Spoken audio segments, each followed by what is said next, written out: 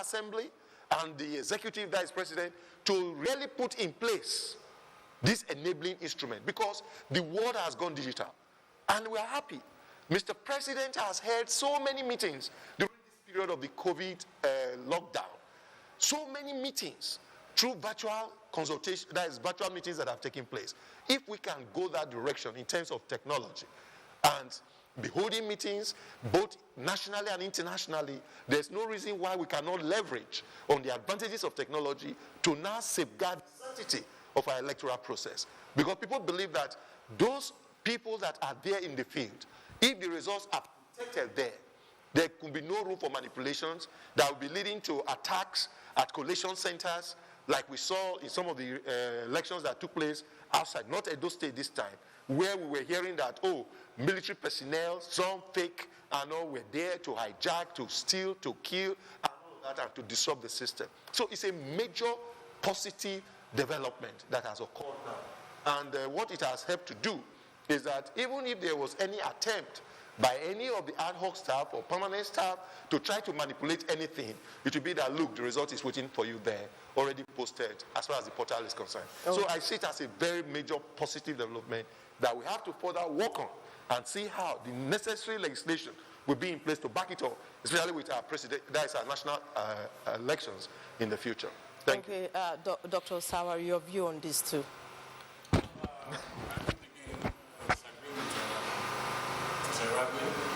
We will be a good day for INEC, and we want an INEC that will be very, very bold, INEC that will be jealous of its independence, INEC that will be imaginative, INEC that will always invest and perform to confirm its credibility in the eyes of Nigerians.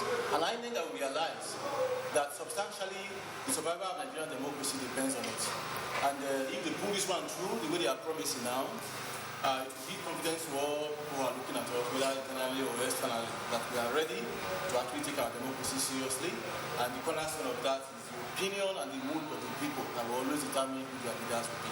So it will be a good day for INEC in the first instance. Okay, now I was following this conversation earlier with Fisayo, and you were talking about your observation on a reduction in the incidences of void votes.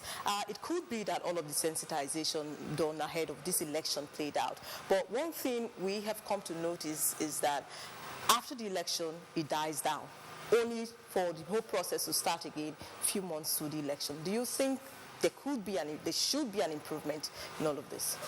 No, one of the things we have observed over time is that there may be no total focusing on these developments. But I want to assure you, because with all humility, one of my second things as a lecturer by way of community service is getting involved in public lectures. I know how many lectures I've had to give between organized by civil society, Congress, and others on these matters of elections, responsibilities, and all of them put together.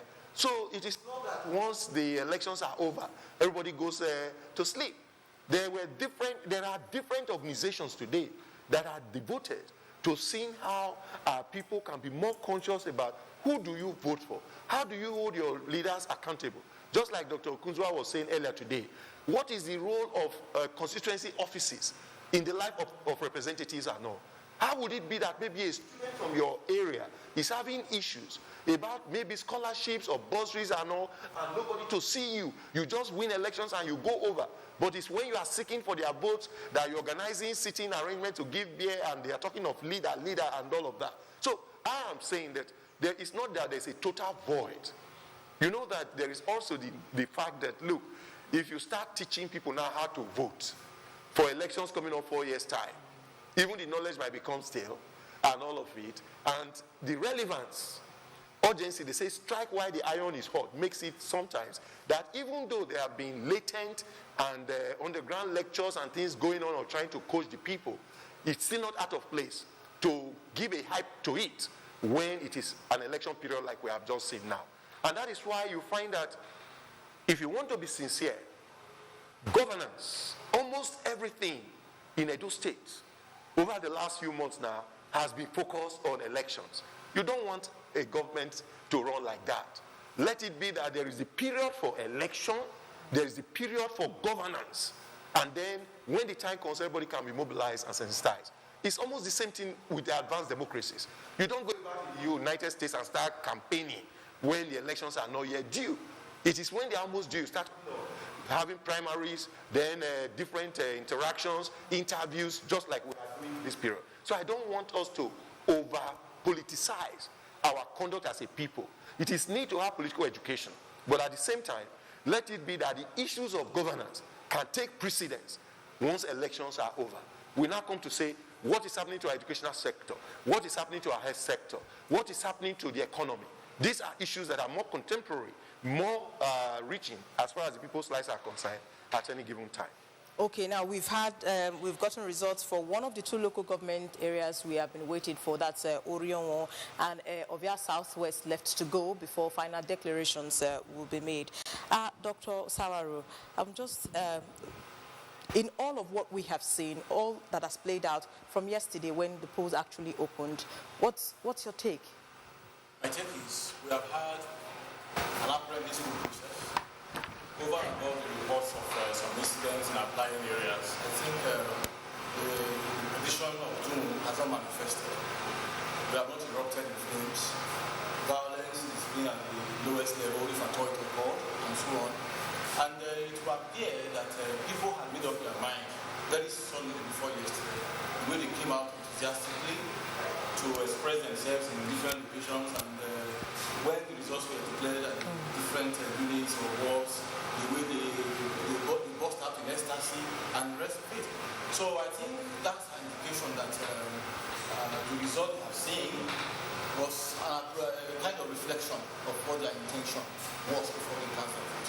So generally, I think the exercise can be well received or appraised as having gone on harmoniously and in keeping with the wish of the people. Okay, Prof, you want to share your thoughts in this direction? Yes, I fully agree with him on this, and to also add one or two other issues. The first of them is that we had so many observers, international, national, and local, that were here with us. And I think we must commend our people, right from the governor down to the ordinary people on the streets, that Edo as a package is one that we can be proud of. In this particular regard, we must salute the great Oba of Benin for his interventionary role that made it that some of these issues that could have escalated to a large extent, tensions were doused. And to this extent also, we want to congratulate and thank the political gladiators themselves. Because a time it was that, like the election of yesterday, vehicles will be going around, moving from polling booth to polling booth or unit to unit, and then nobody is stopping them. But there was a high level of compliance, for which, of course, the security operatives must be congratulated, because they made it clear that there was not going to be any sacred cow, that anybody coming to the polling unit or voting point was going to come as an individual civil citizen, not the one that will come in with all aids coming to disrupt the system. So what we are saying is that the outing that has occurred now for us, this is almost like an international match involving so many spectators globally watching, queuing on to see what is happening. And in this particular case, we have done relatively well. The fact remains that there is no location where, remember, we're an African nation. We have heard of other areas. It's not that we are celebrating it when there are people being killed. I know we have seen it even in our country before now. But to a large extent, what has happened now, very unfortunate, painful, because like the former president said, that is Goodluck Jonathan, and the governor of our state said just before this election, no blood ordinarily should have been left because of election. Because what it means, and this is what people have been saying, unfortunately, those lives have come and they have gone, and life will continue. And it will be most unfortunate if these were, and I suspect is the case, they were victims. Not that they were the perpetrators of violence, but they were the recipients of victims of violence, which is most unfortunate. So we have been saying now that the way INEC performed this time, the way the security operatives performed, the way the political gladiators performed, the way the populists came out, exercised their franchise, obeyed and stayed to defend their votes from what we heard, the way the elements cooperated with Edo people, all of it has given us something that we are still waiting for the announcement to be made, is that something great and good has happened for our state once again. Dr. Kunzuwa, is not yet over until it is over. I'm sure you still have expectations. Oh yeah, we have just one government area to go, and statistically, I really don't think that is going to upset the trend we're already seeing. We expect the atmosphere of peace to be maintained. We expect sportsmanship at this level, as people have always said. We expect who's going to be declared the winner to be magnanimous, and whoever is going to be declared the loser. So, well, it showed a lot of gallantry. It was not to walk over altogether. And there might be better days ahead. You know, whatever happens to us in life is always in the hands of God. So, we might have a better day for not just for the main challenger, for the remaining 12 contenders who had the courage to show up for this election. So let's wait for the 18th announcement. Let's wait for the winner to be declared, and then let's see what will happen between November 12th after all. Okay, all right. One local government, or you have yes, just something to add here. Before we go back to Abuja. Yes, just to add here that I want to apologize to you and indeed to the media. Why? And I'm also holding you guilty. In all our discussions, you have not asked us, how have we performed as media in terms of this election? I'm sure we'll come to that. I don't know. So what I really want to say at this stage, we want to commend the media for their role in these elections. The media has shown, the Nigerian media has shown that it's up to date. It is digital. And we see that they were able to package, give the candidates the opportunity to present themselves, ask relevant questions, and make people aware of what is happening. And so both the electronic, print media and all, they must be commended for what they have done so far. And we are calling on them to live up to it and keep it up. All right. Thank you so much, Professor. Okay, one more local government to go. That's Ovia Southwest, and hopefully the whole process will be concluded. We'll now go back to our Abuja Edo Decide studio, where Femi Okeowo is already standing by with his panelists there. Thank you very much, Agatha, and we're glad to be back here again. Just like he has done a couple of times, Professor Eddie again has taken an issue off my mouth. We have in the studio someone who would talk about the media and like areas, but before I introduce him, let me thank Shamsuddin Yusuf for coming on the program, and in his place, in a moment from now, we're going to have Dr. Osita Okechukwu, the Director General of the Voice of Nigeria. That's the person I said will talk on the media participation in this election and other elections. But now I want to say special thank you to Shamsuddin Yusuf for being part of our discussion this afternoon. Now, while we get Dr. Osita, yes, Shamsuddin, I want to say thank you for being part of this program. You have given us so much insight. Thank you. You can continue with your observations. We have delayed. So have a word or two before you go? Yeah. I think,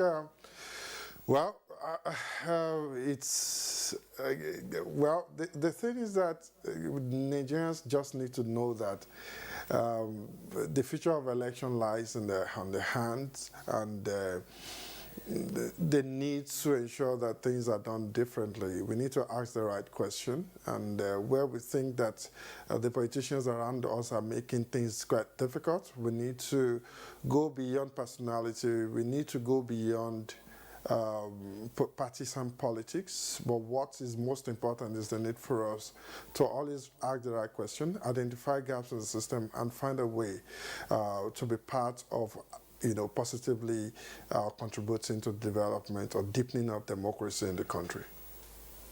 But Shamsuddin Yusuf for coming and taking a lot of your time on this Sunday to discuss Edo Decides. Thank you.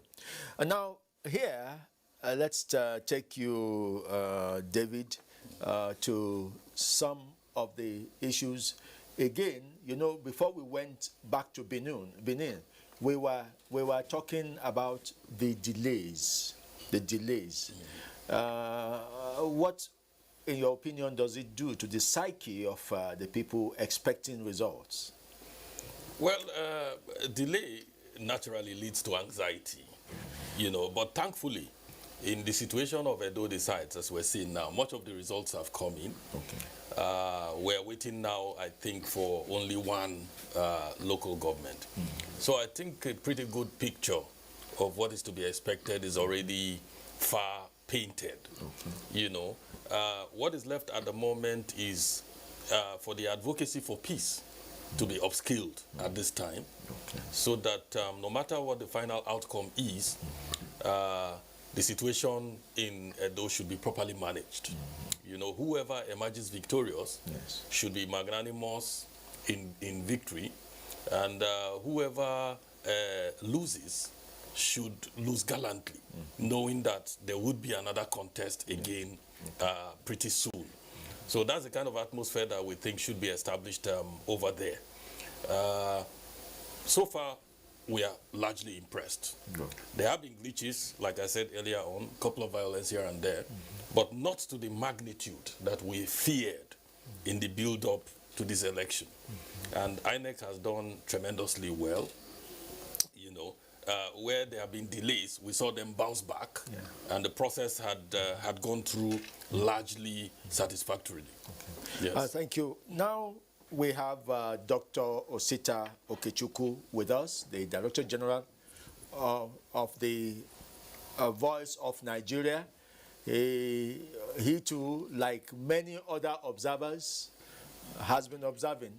And I'm sure he has a preliminary report, if we call it that, a state of mind for this election so far. He has been monitoring not just both as a politician and also as a media man.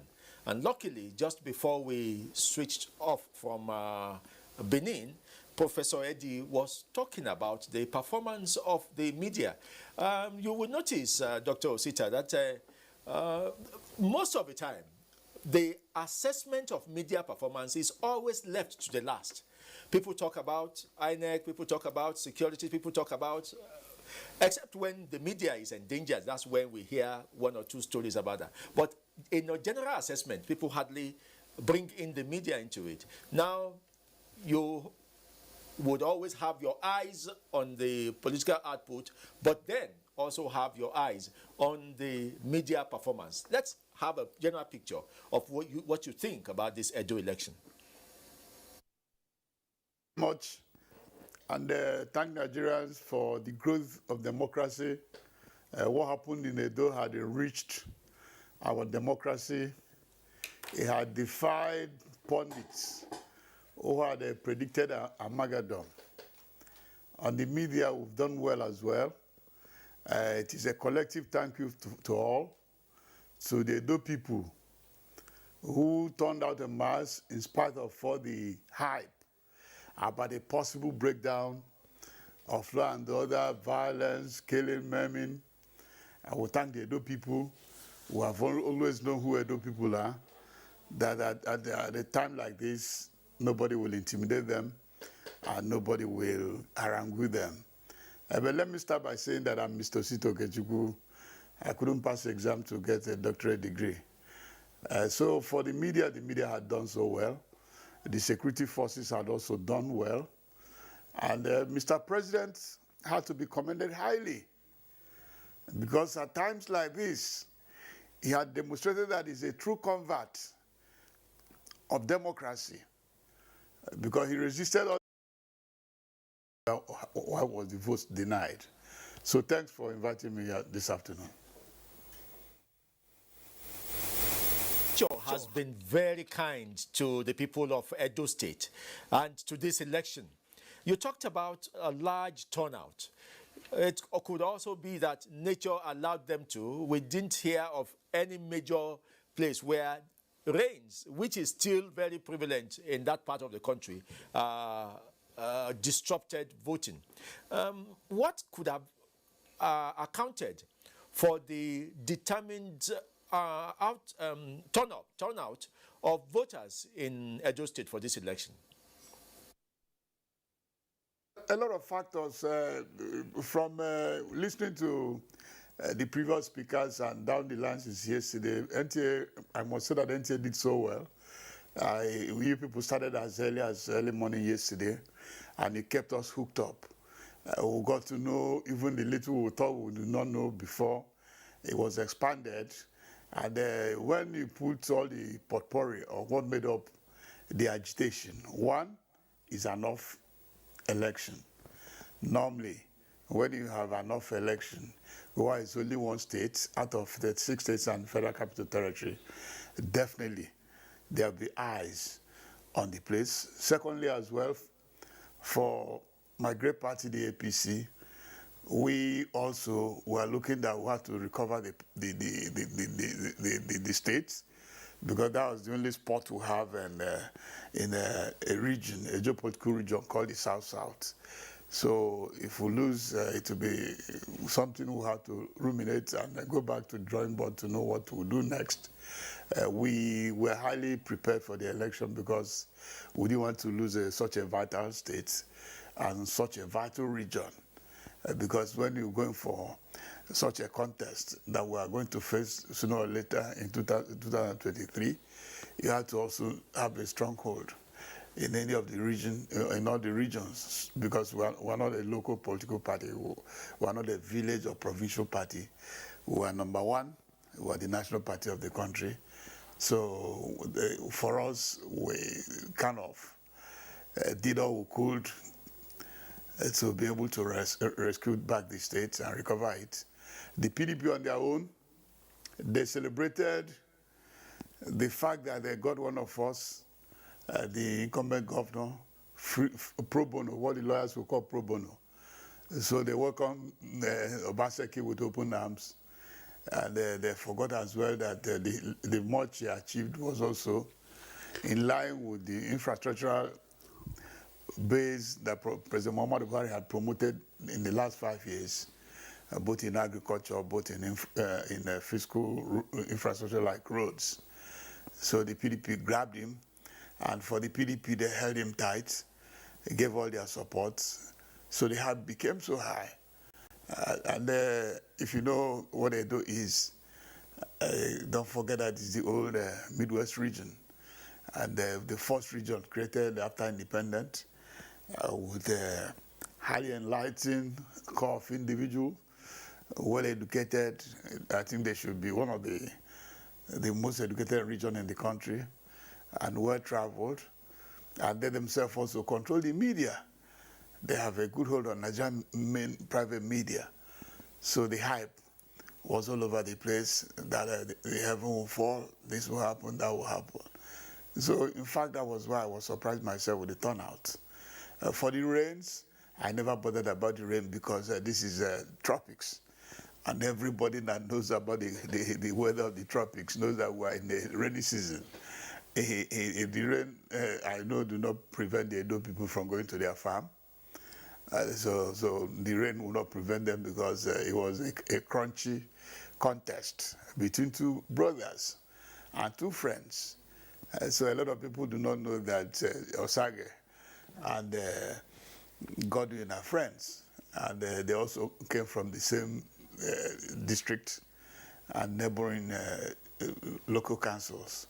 And they are Benis, going by the traditional name, or the tribal or the nationality where they come from. Is basically they are Benis. So being brothers, it heightened the local agitation on the ground. And there was also the fear that whichever group that loses might.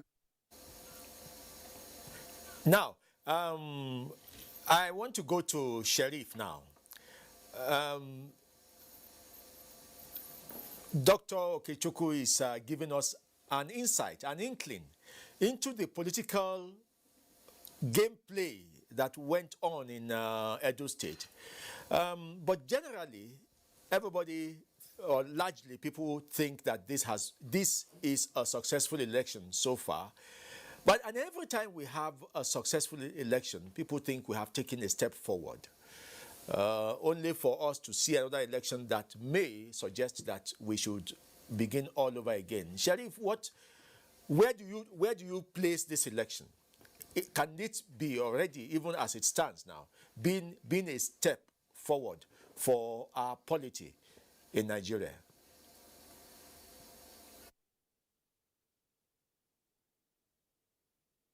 Let me take David for this. How do you assess this election? Are there things we can build on, which we can say, okay, Edo set a standard in this? For instance, everybody agrees that the level of violence people expected was not what we got. So it went far lower than what we got. So how can we build on this? You know, from 2015 elections all the way up to 2019, you know, and what we're seeing currently in Edo, there's been incremental improvement, you know.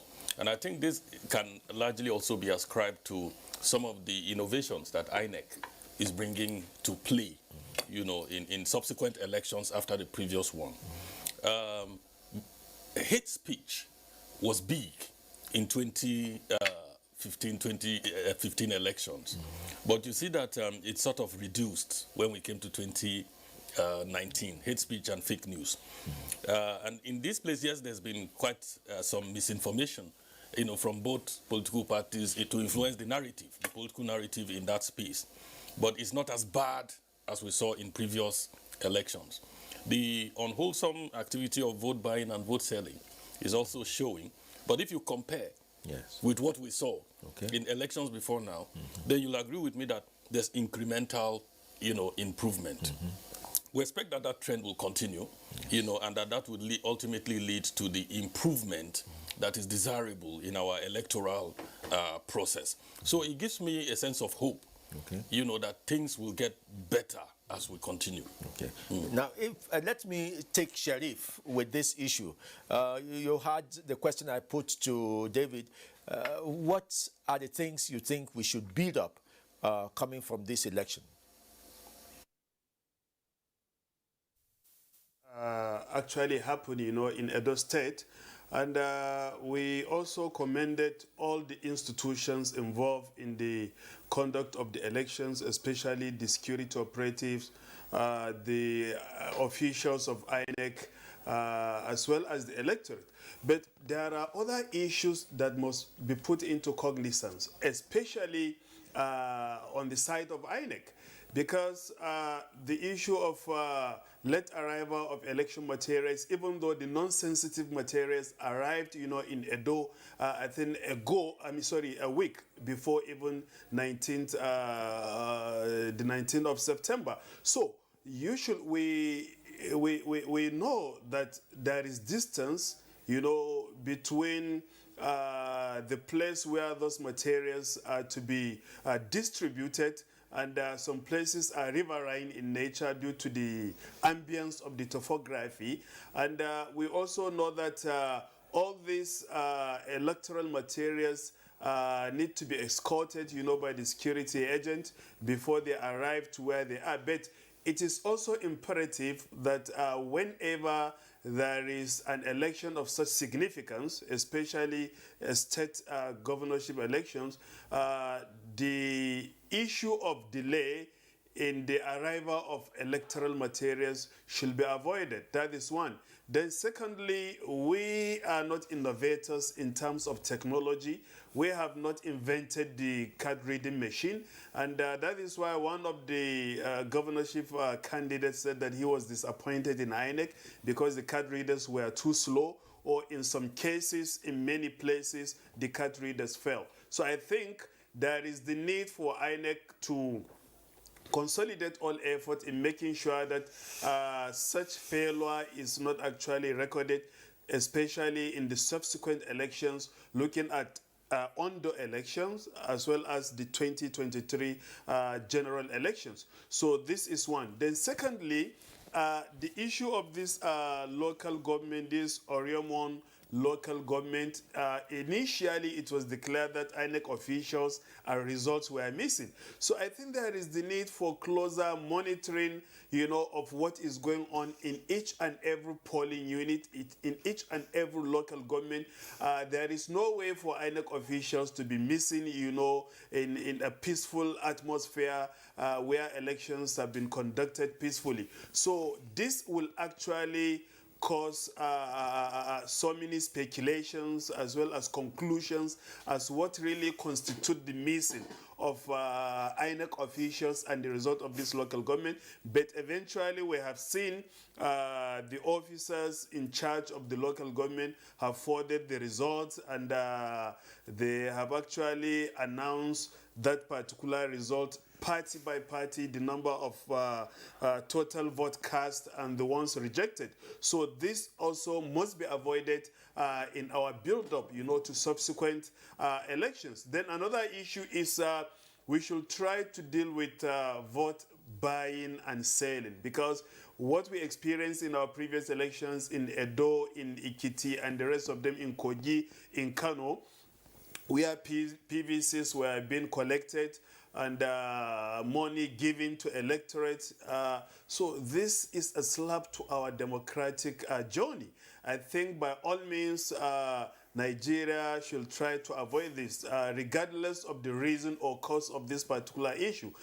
People will argue that it is poverty that gravitated people into submitting their PVC cards, for the mega amount of money they receive, 5,000 naira or less. So I think the level of poverty shouldn't have resulted into this political suicide, as people giving their PVC, selling out their mandate, to just a mega amount of money. So the issue of vote selling and vote buying should actually be closely monitored, and the stakeholders in the electioneering process should try as much as possible to see the end of it in our democratic journey, especially in the subsequent elections coming. And the issue of security is not an intimidation, because the security operatives are not intimidating no political party, either the ruling party or the opposition, but rather the Inspector General of Police was highly committed to saying that peaceful elections, have been conducted in the state of Edo. Why? Because without the presence of the security operatives, then there is motivation within the electoral milieu, for people to actually get or indulge into, ballot snatching and all sorts of violent activities within the polling unit. So these are some of the issues that we must actually look at in our build-up in subsequent elections, in making sure that peaceful elections are actually conducted in state and general elections as well. Thank you very much, Dr. Sharif Gali Ibrahim.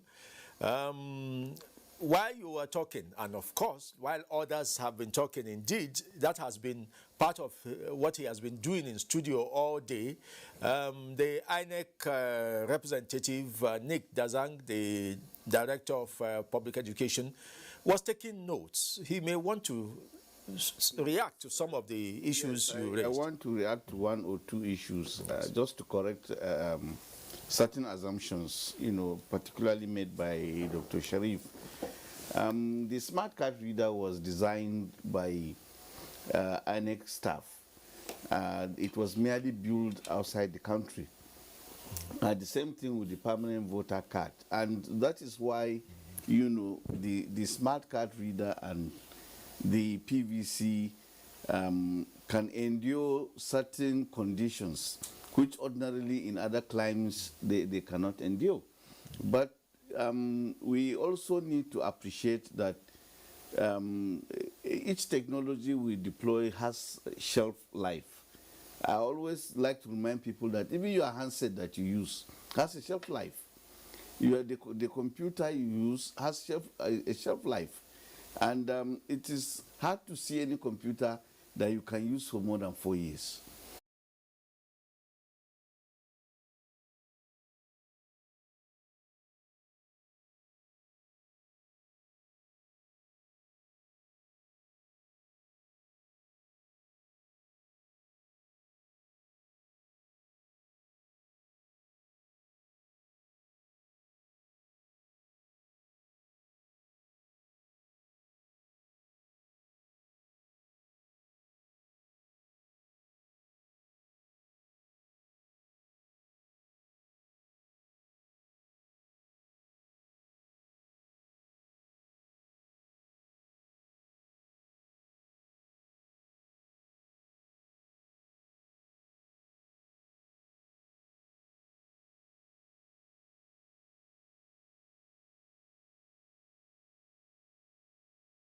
violence and disruptions occur, and they affect the outcome of the elections in such a way that those figures affected can determine the outcome, then we have to go back and get a real winner of that contest. Yes. A real winner has to emerge. And don't forget too that we have requirements for certain elections, particularly presidential and governorship. Yes. For these two elections, you must score the highest votes cast in that election and secure at least 25%. 2/3. And 2/3 Okay. for a state, in 2/3 of the local governments. Yes. In a presidential election, 2/3 and FCT. Yeah. So sometimes if the candidate leading does not meet this threshold, if a winner does not emerge based on these requirements, you now have to go back and conduct the election again. And people forget easily that even in other jurisdictions outside Nigeria, in Nigeria recently there was an election, it was not concluded on the first round. In Australia there was an election, it was not concluded on the first round. And in so many jurisdictions. And So in it fact, means it's not 1979 necessarily a discredit to the yes, I'm coming to election that. umpires Even if an election is not concluded. 1979, Yes. lest we forget, there was contestation over the emergence of Sheikh Shagari because he was thought not to have secured the requirements, Yes. you know, as 19th, president. yes. So it's not the first time we're having inconclusive elections. Also, I would like us to note that when elections also are inconclusive, it does not mean that the elections are in themselves bad. You know, the contest can be so fierce Yes. that the two leading contestants might not meet these requirements, and therefore you now have to go back and do a rerun. Yes. And the law provides for it. And in any contest we do, governorship or presidential, we print 2 sets of ballots and result sheets, so that if this requirement is not met, after the mandatory period required for the rerun, we now go back and do the rerun. So we make provision for that, and it's all of this is provided for by the law. Now, are you ready? Are you prepared enough now? Have you mastered the ZPAD enough to be able to say if you're going to use it for the Ondo election? Well, we are still working on it. Okay. And if we are going to deploy it, we'll come here and say it. Yes. There's nothing in the process, I've always said, that is secret. The only thing we do in secret is the act of the voter casting his vote in that cubicle.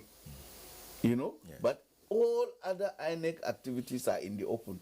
Our budgets are well known. We take them to the National Assembly. We debate them. Procurements are well known. They are advertised. Due process is followed. You know, so there's nothing we do in secret. We appreciate, we recognize that we are working for the Nigerian people and we must account to them. And so we do everything in the open, and we would like other stakeholders to set store by the same kind of transparency, you know, and to comport themselves professionally. Once we do things professionally, each stakeholder bringing his talent and using it positively, you will discover that we at the end of the day, achieve a very, very good result, as we have seen in the conduct of this election. If the politicians do the needful, the security agencies do the needful, the voters do the needful, and INEC does its own part, you know, and the media too, if they do, because the media, I always say, they are critical to the electoral process. We cannot succeed in educating the media, the voter or the public, without the media. Yes. It is the media that we use to explain our policies, to market those policies, and any innovation that we introduce, we make sure we come to you and we explain. And that way, you know, the messages are carried further afield, people comprehend them, and we carry them along. So each stakeholder is critical, and in fact the media even more so. And that is why, you know, we always engage with the media. We have, just like we engage statutorily with the security agencies, with civil society, with the political parties. We also have a statutory quarterly engagement with the media. And when issues arise, we call them as frequently as the issues demand. Okay. Dr. Okechukwu, in your personal capacity, you stand as a buffer between the media and the political class. Before you joined us in this studio, and if you are monitoring, the political class has been said not to have taken or imbibed the culture of information, disseminating information to their followers. There has always been interactions between the stakeholders that conduct election and the political parties. But eventually, when the election comes on, you find that a lot of the problem areas are managed by the political class. What can you say should be done to get the politicians more on board with the ideas that are being passed on for a smooth conduct of elections? Let me start by saying that all the growth recorded in democracy throughout history have been incremental. It is very easy when we come here, we'll say, okay, it's done so way in America. In America, they don't mobilize the police force. People just walk in and walk out. They even post their votes. Yes, it's 200 and something years down the line.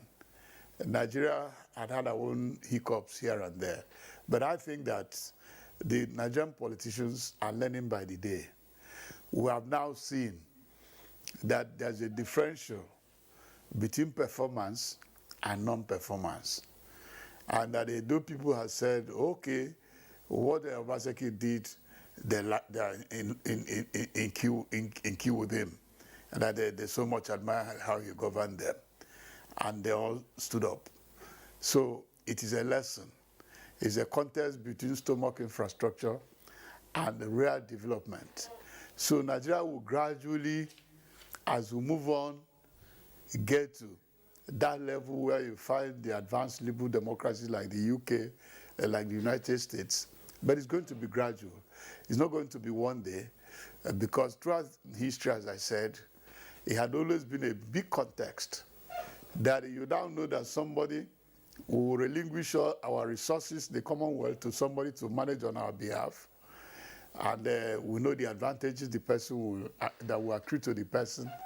We know how he will also help himself or help his friends. We are now trying to limit that. We are trying to say, look, if you are more selfless, you might get more votes from us. If you do your job or your promises, if you're able to execute all you promised, you get more of our votes.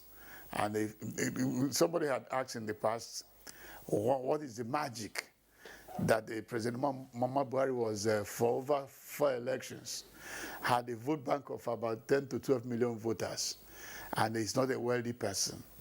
And I told him, it's about the trust. If you try along the line to develop trust within your community, within your confines or your colleagues or your schoolmates or age mates, or along a working career, the people will be keeping their diary. It might not be a big, huge diary, but it might be a diary where they will come to a conclusion that you can be trusted. So I think the Nigerian politicians were also learning that if you can be trusted, it means you have the community behind you. And it's not going to be a one-day affair because of the level of poverty in the land. It's not going to be one-day affair because of illiteracy on the ground and what I call the utopian assumptions, where some people think because, oh, I'm from Enugu State, it's better for the Enugu State person is my brother, the man in Kastar is not my brother, the man is in Ondo is not my brother. We are coming gradually, where people are beginning to look for good people where they find them, where people are beginning to know. As my father used to say, that if there is any word used in any language called thief, It then means in that community they harbor thieves.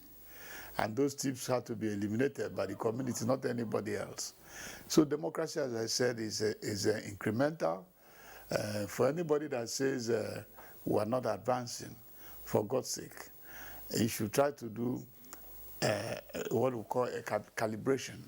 If you calibrate and get 10 elections, and you find that eight or 7 was conducted substantially free and fair, please help to award us marks. Don't go into those who have come to conclusion that nothing good will happen in Nigeria. Something good is going to happen. And we have every hope it's going to happen. Some people will go ahead to tell you that the amalgamation was not proper. And you ask them, where on earth, or which country on earth, had no one time or the other joined together, whether it's called amalgamation or whether it is not called. So as long as we exit from the utopian assumption that within the tribal line, you find better hands to work with, and within the religious enclave, you find better hands to work with. It's a gradual exit, and I think it's happening. A lot of Nigerians now live in other parts of the country for years, and there are prejudices and stereotypes about those people had waned. Because for some of us that have been in the North now for 30-something years, it's not my idea of a Northerner. That's the idea of somebody that I grew up with in the village that had not left for the North or had not been to the West. If he had lived in Enugu all through his life, naturally, his own perspective would be different. But if you've dealt with other parts, people from other parts of the country, and you've seen your calculation that in all the favors you got in life, if you ask yourself, he's an awesome man that even helped me, that changes your perspective. And that translates down to our way of election. Election is about people thinking that they want to hold a hold in their own commonwealth. And yes, you voluntarily relinquish it to few people to manage on our behalf because we cannot all manage it ourselves. But you still have to have a hold.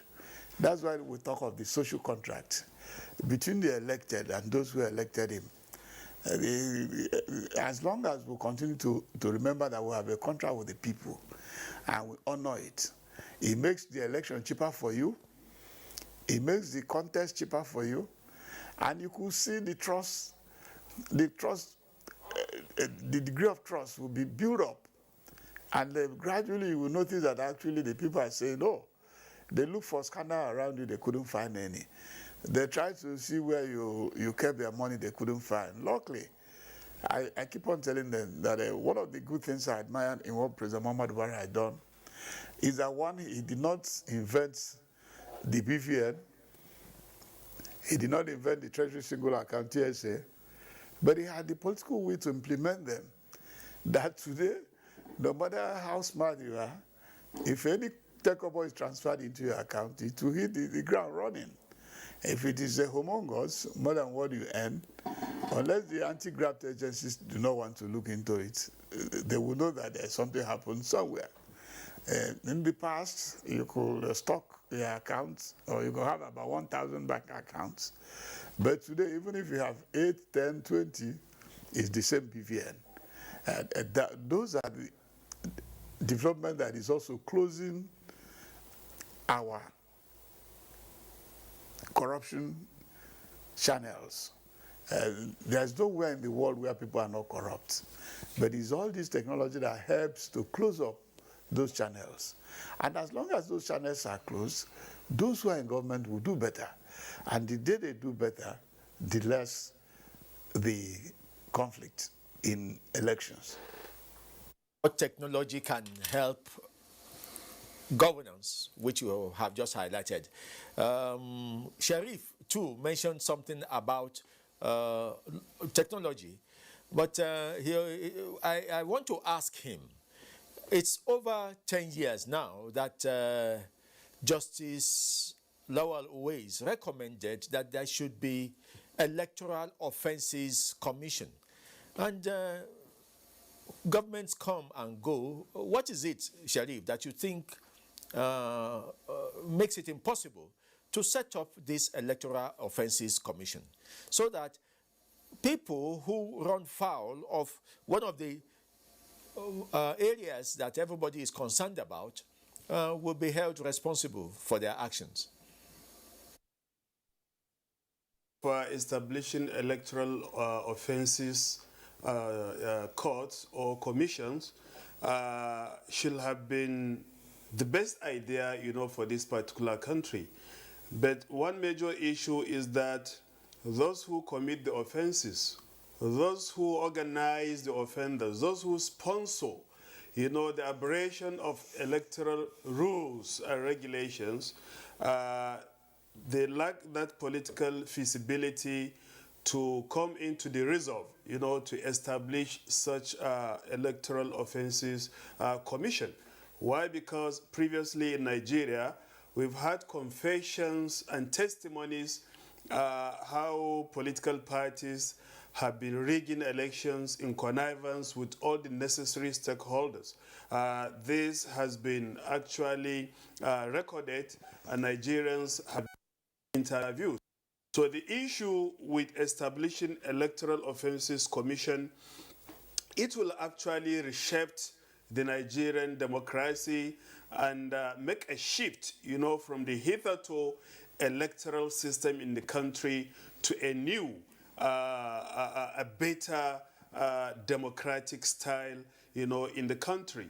Why? Because those who plan evils, those who plan to rig elections will actually receive that particular caveat by such an institution, that once you breach the laws of the election process, you know that in the long run you're going to end in jail, or these are the repercussions that you are likely to face, in the aftermath of the elections. So Nigerians wouldn't just obey without force, and that is why it is rather global, the instituted authorities that govern the conduct and behavior of people.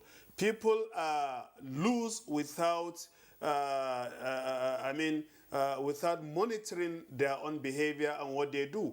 And that is why in elections, which is very significant, because it controls the entire aspect of our lives, because we vote for people to represent us at different institutions, different positions. So therefore, if we allow that such people we give our mandate to are not the same people who come and represent us, the repercussions are that politically, economically, socially, and otherwise will not actually have our voices aired, in this particular polity. And that is why we recommend, we also accept the idea of establishing such electoral offences commission, or whatever it might be called.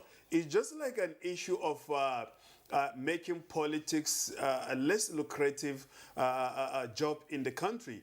So the argument here is that if you make politics unattractive, because people now venture into politics not with the intention to actually serve the interests of the electorate or even their own people. That is why the line of demarcation between the hitherto political fathers of Nigeria and the contemporary politicians in Nigeria, the issue of selfless service, which these people serve Nigeria. First, they fought for the liberation, decolonization, and independence of Nigeria, not only Nigeria, Africa entirely, but these people died without money in their bank account.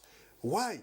Because they were so resolute to making sure that the country or this territory called Nigeria become liberated from colonial domination. That is one. Secondly, establish institutions that will actually pave a way for the development of Nigerian people, educational institutions, political institutions, economic institutions, as well establish friendly relations with the outside, with the outside world. So this is what we are saying. But now the interest of politicians, majority is not the interest of Nigeria, it's not the interest of the people they represent, but their own personal interest. And that is why we have institutions and individuals that spend their own money, you know, in sponsoring candidates that they will together loot the national treasury, not at the expense of the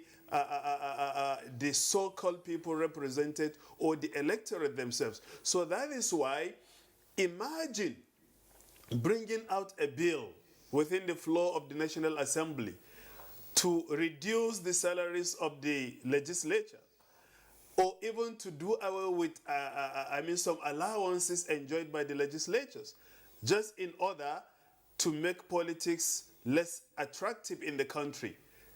Or, if not this, try to ask the legislatures to actually amend the constitution in order to do this, to reduce the salaries of the legislatures as well as reduce allowances. And you see what will happen within the floor of the House. Majority of them will not agree to this. So it's the same thing we are talking now, serving the interests of the people who voted for you or serving your own personal interests. And that is the line of demarcation. What we need to do is we need to make and put Nigeria first, as well as the people we represent. Not just for us to be after our own family members, after our own businesses and our own political cohort. And that is why we are still backward politically, and the spillover from political backwardness to economic backwardness, even social backwardness, because that makes our educational institutions also backward. Why? Because we lack true representation, you know, from our own political leaders who are supposed to make sure that in all societal ramifications, Nigerians are put first, you know, before any other interest. The development of Nigerians in all these particular areas should be a priority, where other people in other countries in all the continent on earth strive to help their own people, strive to develop their own people. But what we see in our own country, no, is not the interest of our own people that is first, but rather the interest of our own people at stake. And that is why we are still struggling today to even open our eyes to see who are those true politicians that will serve our own interests. And that is the tragedy of Nigeria, and that is the predicament Nigerians actually are experiencing. They have been experiencing and still experiencing. And Doctor here raised an issue of corruption. Yes, of course. That is political corruption, for you to rig election or to disallow political members or people within the political milieu appreciate or enjoy the dividend of democracy and political gains, but rather your own personal gains with your own family. So these are some of the issues that we epitomized, you know, by the people of Edo State. They are no longer after a political party is not even an issue, but then even promises made by agents of political parties or flag bearers of political parties are not what the people of Edo want. What we want is, how do we develop that particular confidence, that particular emotional ties, you know, with our own politicians, those whom we think will truly serve us and serve our own interests. And that is what we expected from the Edolite. And sooner or later, at least today or tomorrow, we are going to see what the people of Edo have actually chosen for the betterment of their own lives and for the future of the state of Edo. David, are you not concerned when you hear things such as we have been talking about now, that we want to make progress, we want to do legislate an issue, and they tell you the people who will do it are the beneficiaries, so they will not do it. Mm-hmm. You talk about why don't we have electoral offences tribunal?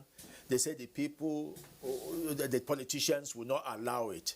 You want to make politics less attractive or holding political office less attractive, they tell you, no, the politicians will not allow it. And yet, these are people who are elected to make life better, make things better for Nigeria.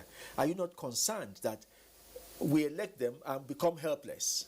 It is a thing of concern, certainly. But there's evidence on the ground to show that citizens' action can actually lead to change. That evidence is portrayed even in the actions that were led by Yaga Africa, Itodo and his teams, which led to an adjustment in the age bar, for election. So I think we need a citizenry that is up and doing, For the politicians themselves, they need to know that there has to be change, that politics should really be about serving the people, as it is the case in other climes, and that unless we make our political process characterized by patriotism and a desire to serve the people, we will the desired development will continue to elude us, And so patriotic Nigerians should take interest in Nigeria's politics. At the moment, there's this general impression that politicians and people who go into politics are necessarily bad, people. We can change that narrative. We can change that perception if more good people make the sacrifice and go into politics. It will not be easy. The bars are raised in several respects.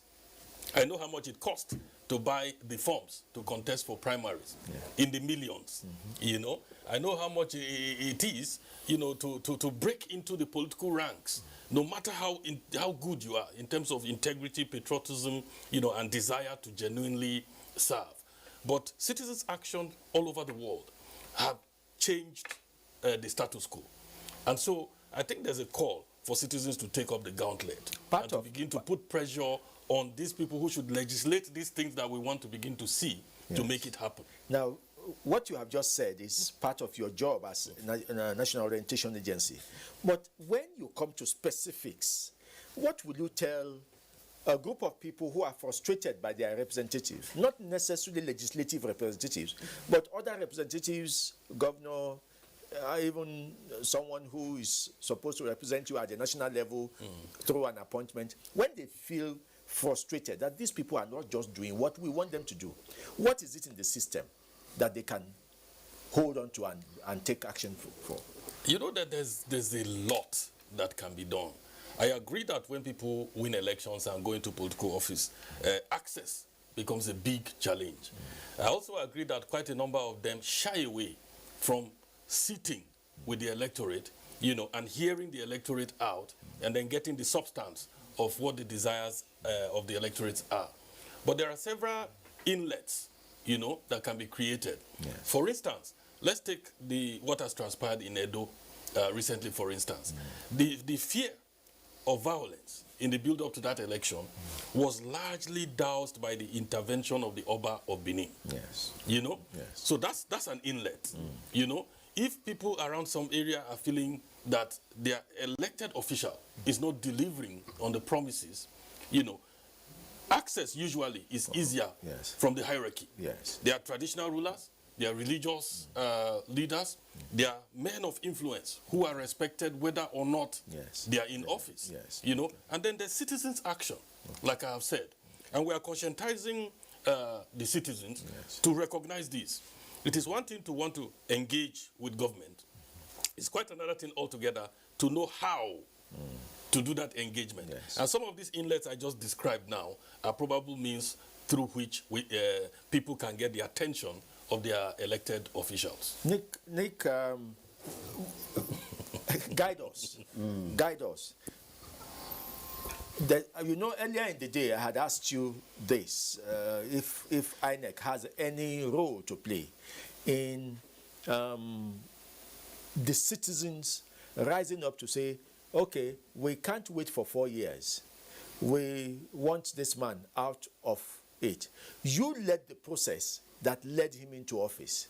You don't have any role to play in the process that brings him out of office? Well, we have a role to play, but it has to be instigated by the voters themselves. they can recall their representative, you know, and there's a process for it.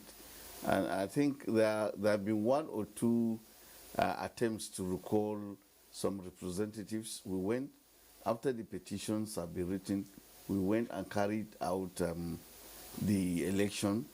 And, you know, by law, we can carry out an election or a referendum. Yes. So once a petition is presented to INEC, we now go to confirm the signatures of those who petition, Yes. to make sure that they are actual voters of that constituency. And then we now also proceed to carry out an election to find out whether really the citizens of that constituency Yes. wish to recall him. If it doesn't meet a certain threshold, if those who are opposed to it Yes. are more in number, then it means the recall cannot happen. Okay. So far, there hasn't been any Successful recall. Yes, I do but there remember. have been efforts. I remember there was one attempt, and Yes. it died a natural death when, in verifying the number of signatures, the number exceeded the number of people registered Yes. in that locality to conduct election. Yes. Automatically, that was fraudulent. Yes, And, so we once it is fraudulent, we cannot proceed, because the idea is that the registered voters in that constituency are the ones who are happy with you. Yes. So we have to confirm, and we have a database of all voters anyway. Okay. So it's easy for us to confirm. And once we do that, we now proceed with the referendum. But if, on the other hand, it doesn't, we confirm that the fraud has been committed, then it dies a natural death. So there is that. And of course, there is impeachment. Yes. But impeachment is outside the remit Yes. of INEC. Okay. It is what, for example, if a governor fails to perform, or if he has committed certain crimes and misdemeanors, you know, the members of the House of Assembly, in respect of the state, or members of the National Assembly, can impeach him. But like I said, that is outside our own remit. Okay. Ours begins with organizing and conducting elections, and ends with conducting elections. So, and that's why, you know, we always invite other stakeholders to play their roles, to put these people under surveillance, monitor them, make sure that there is compliance with the promises or pledges they made during the campaigns. For example, I know that CDD had a template where a kind of barometer, where they were now, you know, adjudging the performance of the president based on certain promises he made. I don't know whether they have sustained that barometer or not, but I know they initiated something like that. Okay. And a lot of civil society organizations can take their cue from there.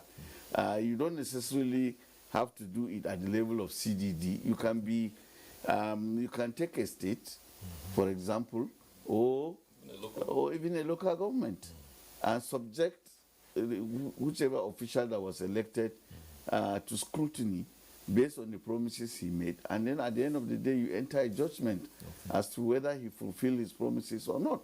So there are so many of these ways, these things that can be done.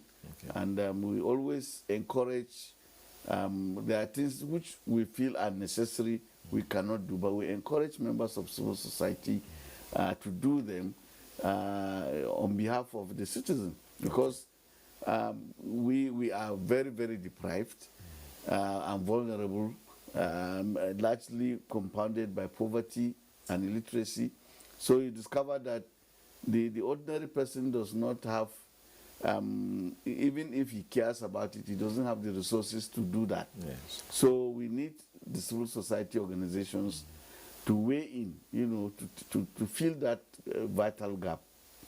Osita, would you rather, as a politician, be left alone after entering an office, or if you represent your people, would you rather be left alone to do your thing and then wait either till it's time to do elections, then they can pass a judgment on you, or would you rather they can access you and give you, if you like, instructions as to what they want you to do?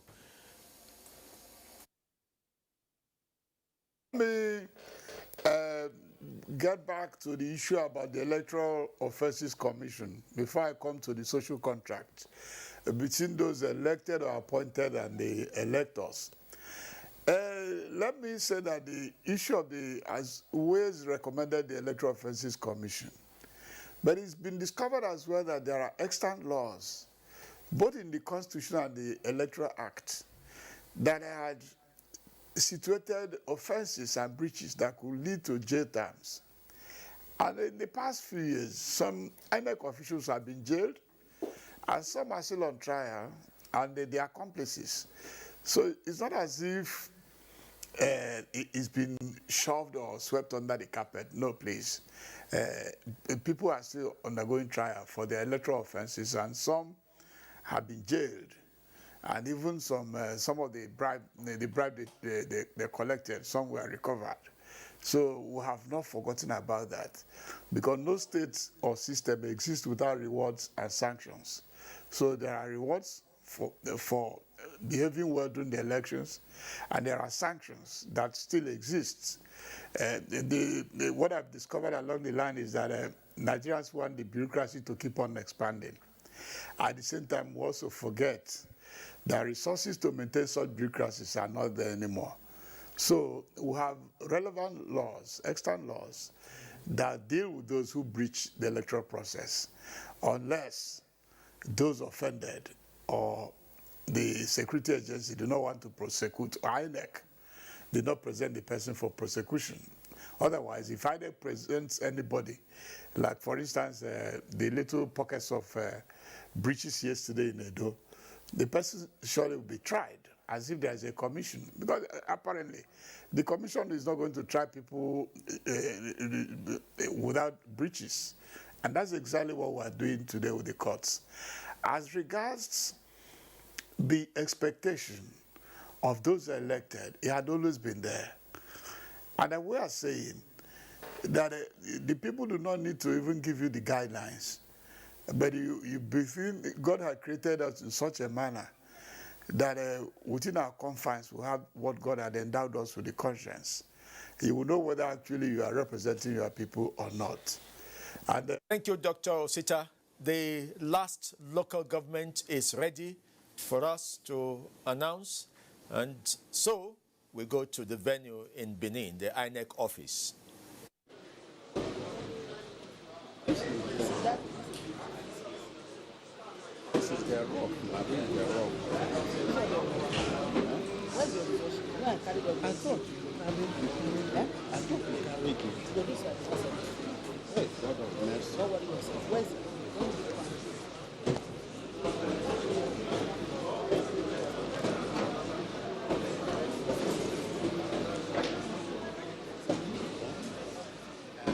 Yeah. Thank you. Hello, Dr. Ebe, are you ready? I'm almost ready. I'm coming. That's what this thing will handle the report.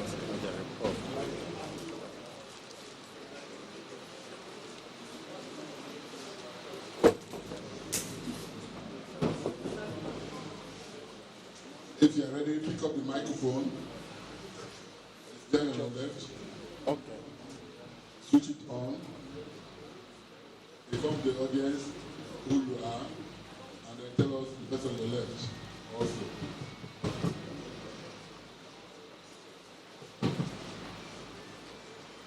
Good afternoon, the returning officer. Raise your voice, please. Good afternoon, the returning officer and the members of your crew, the gentlemen of the press. This is the summary of the result for all year. Let us know you, please. Okay. I am Ibe Kenneth Abara, the collection officer for Ovie Southwest, local government area of Edo State. Thank you. Give it to her. Let us know her. Good afternoon, everybody. I'm Mrs. Omoye Anwuku, electoral officer of Ovie Southwest.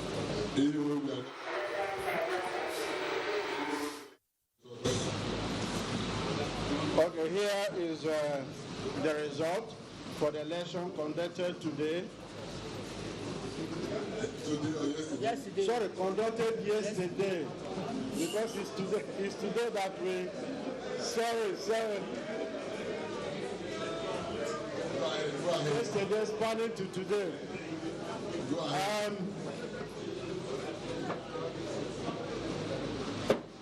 Do I give the total number of votes cast or just the votes of each party? From there, no. The number of registered voters. Okay. The number of registered voters is 96,000. 96,369. 96,369. Registered voters. Number of accredited voters. Yes. 24,24558. 24558. Votes by the parties. Huh? Votes secured by the parties. Yes. Go ahead. AA had a total of 6 votes. ADC had a total of 106 votes, 106. ADP, 171 votes, 171. APC had a total of 10,636, 10,636. 10636.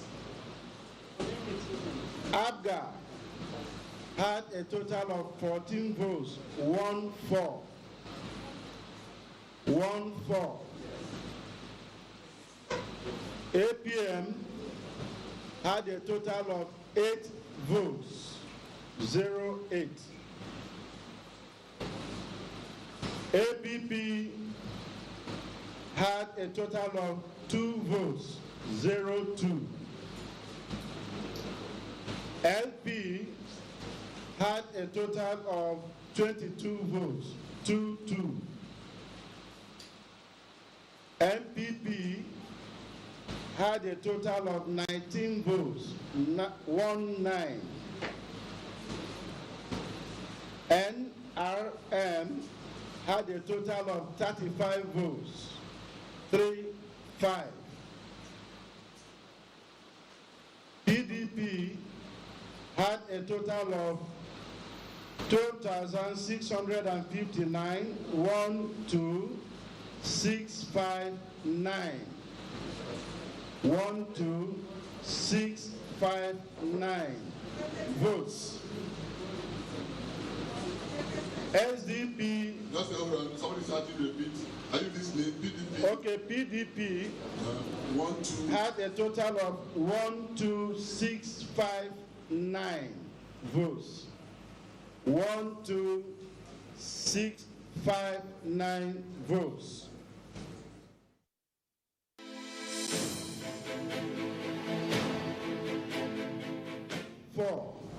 34 votes.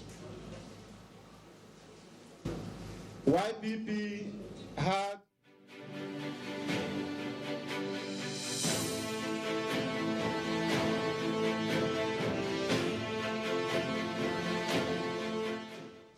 a total of 9 votes, 09. The total valid votes cast is 2374 1, 2, 3, 7, 4, 1. Rejected votes 7, 4, 3. 7, 4, 3. Total votes cast 2, 4, 4, 8, 4. 2, 4, 4, 8, 4. Thank you very much. Any cancellation? That's one cancellation in a unit. Which unit is that? Which ward and which unit? Which polling unit? Hussein unit, Hussein polling unit. Which ward? For, let me see. Hussein ward unit 7. What is about the ward? You said? That you say is which ward? 7. Ward 7. Ward 7. You said yes. You said Ward 7. What is the total number of registered voters in that unit? The total number of voters in the unit that was counted. 992. 992. Looking for cancellation.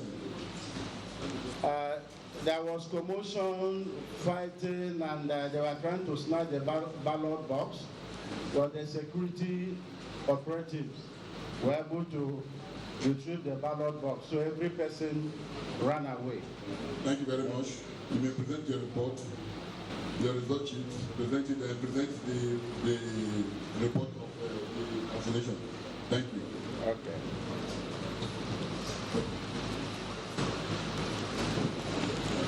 So there's another, well, this one is not cancellation anyway. It's not cancellation in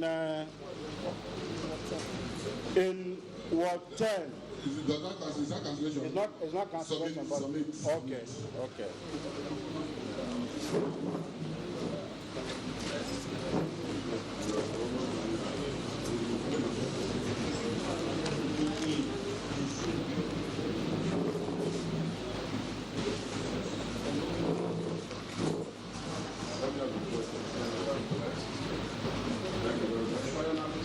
That's the result for Obia Southwest local government.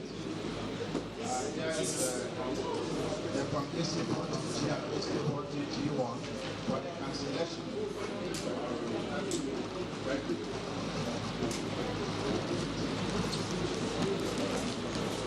Thank you very much. We are coasting home gradually. We have collated all the results from the 18 local government here and now. Gentlemen of the press, give me the next 20 minutes to round up and then announce to you the results from the entire state. Thank you.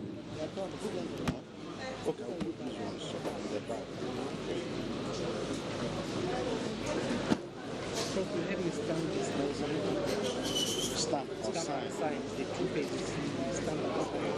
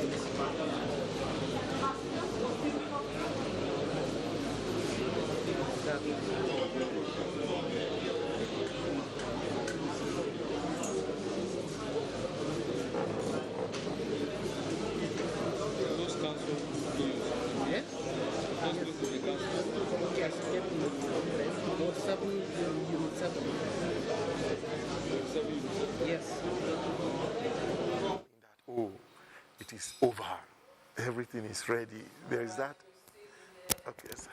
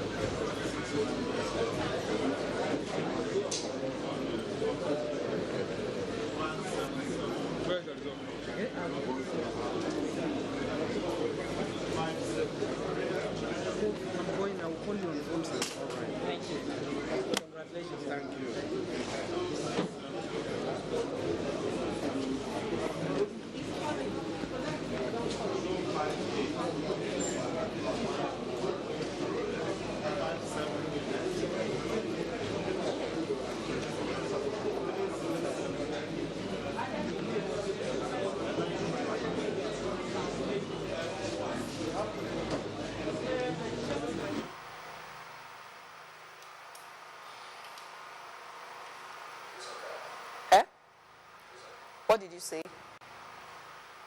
There's audio now. Okay. Hello. Well, the last phase of this process is over. The Chief Collation Officer for this election is now doing his final collation and calculations.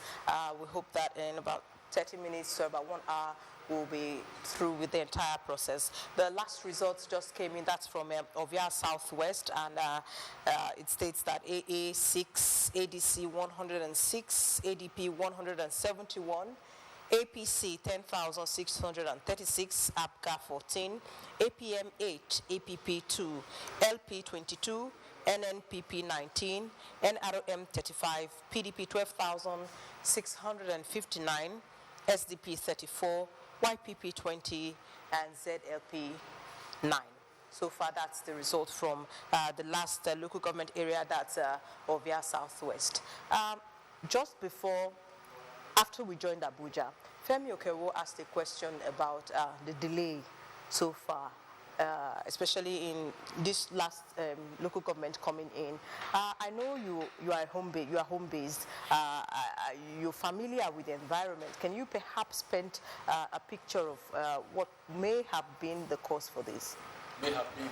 Yes. Yes, not precisely. Not precisely. Geographically, the distance between Benin City and the location we're supposed to get the results from will be about 70, 80 kilometers. But the terrain can be very forbidding. You will need to cross some kind of barrier, and because it rained heavily Friday evening, and it rained yesterday, and even this morning, the terrain would have been further fouled. So if somebody needed to transmit anything physically from any of those locations, the just speaking areas, for instance, to Igobazwa, the headquarters of Ovia Southwest, that could have taken some time, really. It could have been a matter of hours, the way we have, I'm not sure I'm not certain about that, but if you are talking about what the problems could have been. But the importance of that here is the issue of even development. You know, of course, these are some of the perennial issues of politics itself. How do we serve people who are entitled wherever they live or wherever they work? So there are some parts of the state that have suffered perpetual neglect from time. And occasions of this kind will bring those aspects of neglect to the fore. Because you expect any person to be able to do an 80-kilometer stretch in an hour or so, especially on a day where movement is generally restricted. But if you have to climb some kind of insurmountable mountains or wade through some kind of marshy grounds where vehicles cannot run freely, that can take you some time. Again, I say, I'm not certain that's what has happened, but potentially that may have accounted for the delay if they had to transmit anything physically. Okay, we now go to the collation center to see exactly what's happening there. 5-7. APP 7-8 7-8 LP 267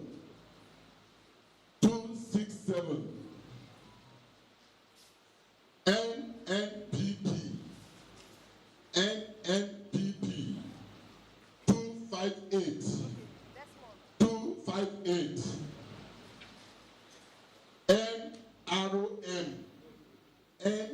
NROM 573 PDP 307 955 307 955 SDP 323 YPP 132 ZLP 117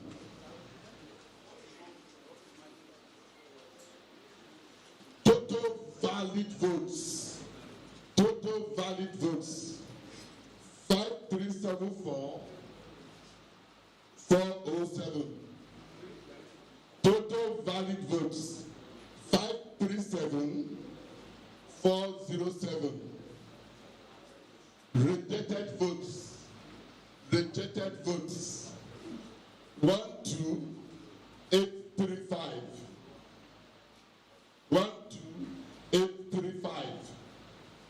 total votes cast 550242 total votes cast 550242 and that is the end of collation of the results come for Edo 2020. I hereby invite the parties as follows to come and sign their columns if they are here. Duly identified party agents. 1, AA.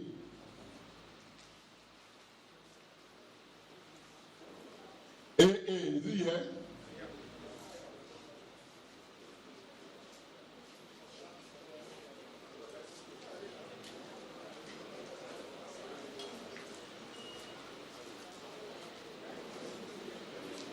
There's a column clearly shown for you to sign your signature, AA.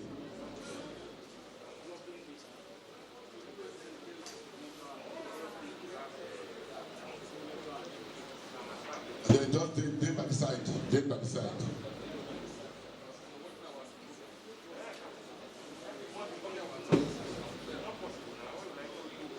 ADC. No, the Bible, sir. The Bible. Okay. Okay. ADC.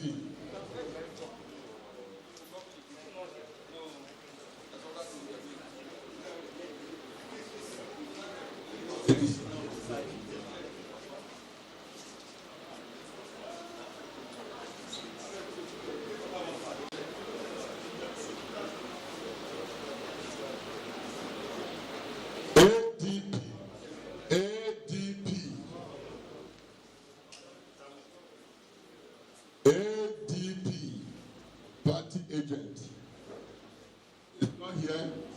we go to APC.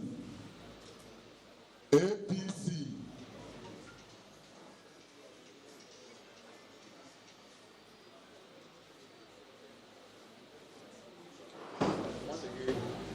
Please, you are invited to sign the result sheet.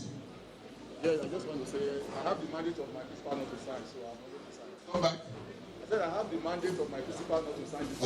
Thank you. APM. APM. Where are we? Followed by APM. Okay, Abga. Where's Abga? APM signed. Yeah, no, your signature on it. Date. Abga. Abga, you can sign it.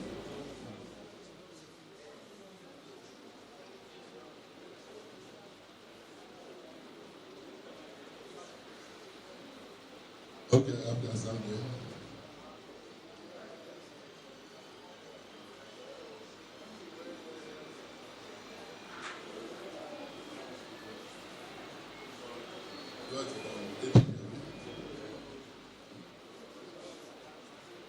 Just a signature. That's what to send up, isn't it?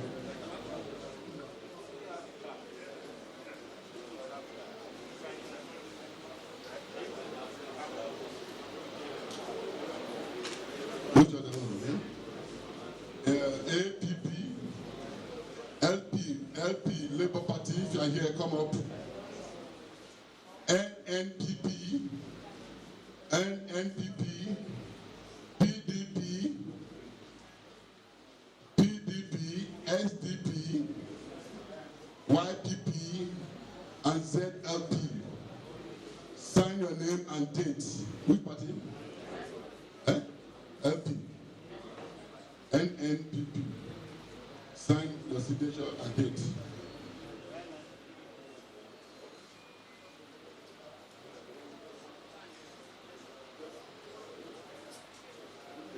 Date.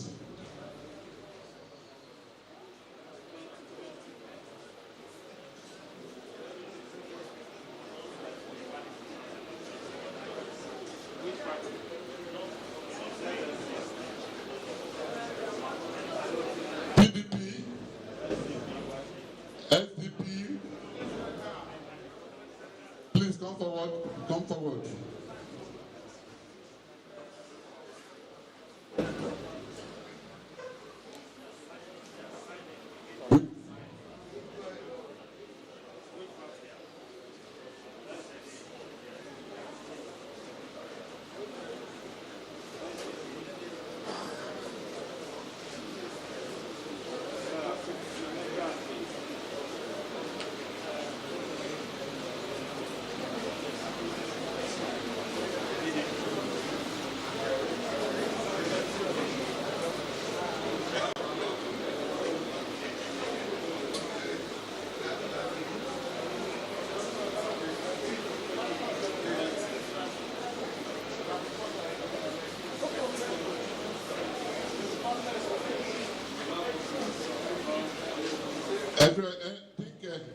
Not that one again. Okay. I hereby detach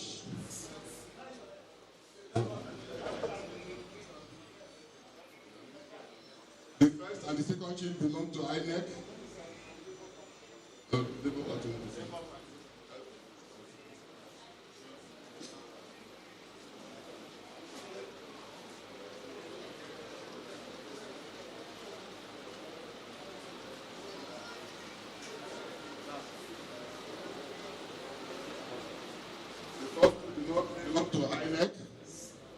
The third one belongs to the corporal police.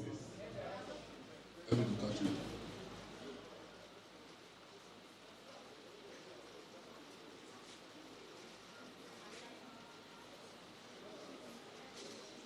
CP, sir, copy of the results of the just and conducted collation. The fourth one.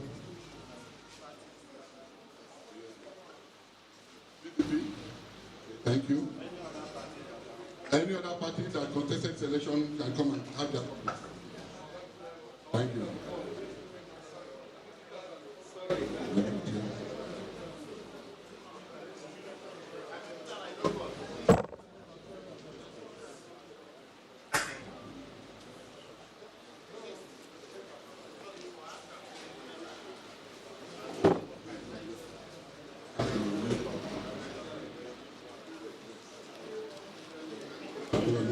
Continuation and calculation.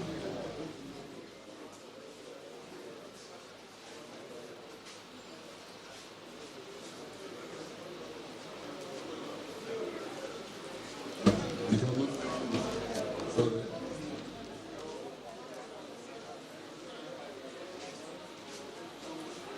Take you to be visible again.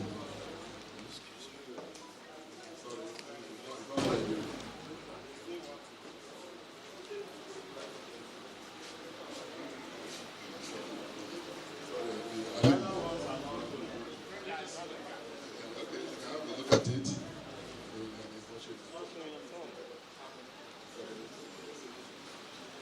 So thank you, gentlemen. That is the end of the coalition. Like I said earlier, it's a two process. We are finished with the coalition. The next process is to declare the results. Give us another 20 minutes, we will declare the result of the election. Thank you.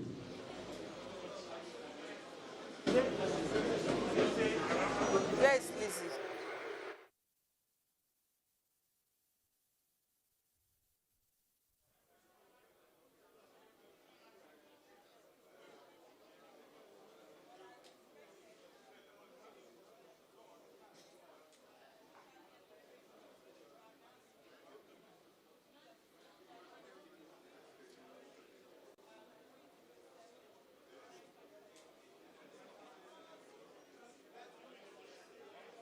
Hello? Is that what?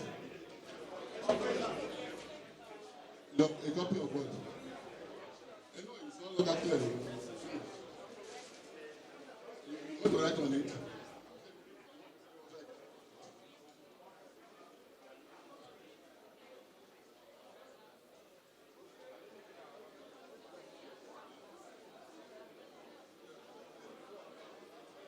Give me that one.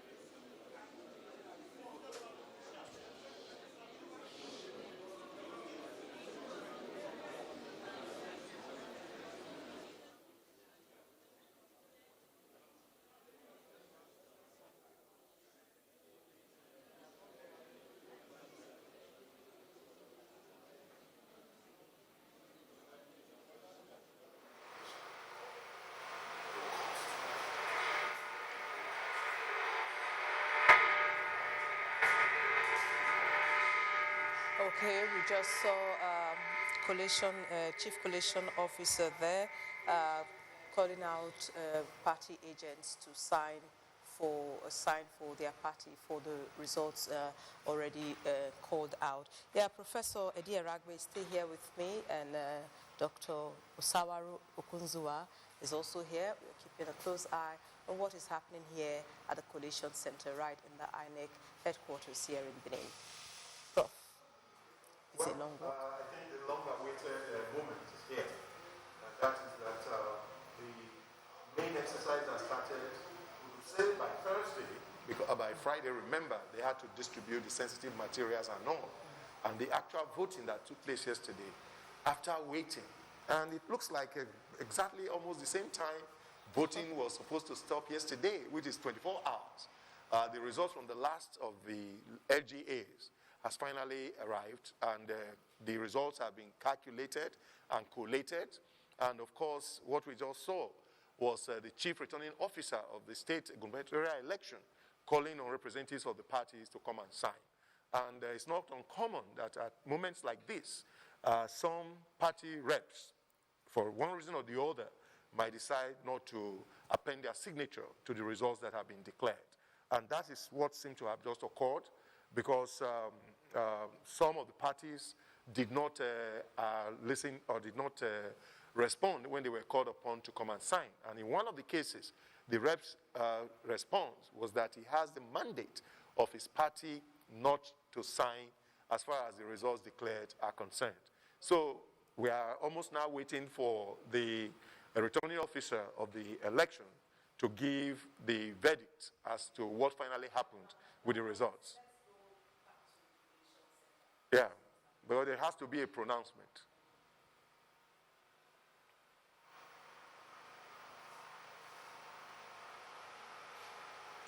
Let's go back to the collation center now to see what's happening there now.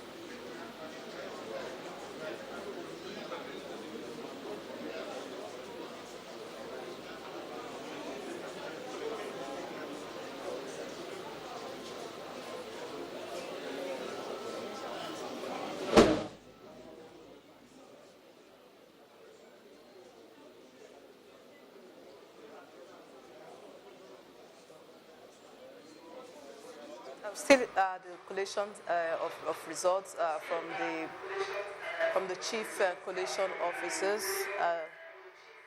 Doc, we saw earlier the chief collation officer calling out party agents to come to, sign on behalf of their parties. So far so good. We are the final lap. So, what's your take? Yeah, so far so good indeed. We are happy things have gone smoothly. At this stage, at least those who have won, those who are also favored, like people of Edo State electorally, also know. And again, as somebody in Abuja said, this is time to sue for peace.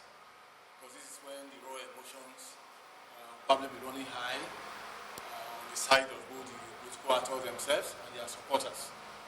Because for some, the outcome will not be congruent with their expectation. The plea is that they should seek all legitimate means to address whatever grievances they may have and eschew violence completely. Okay, Prof. Yeah, I do.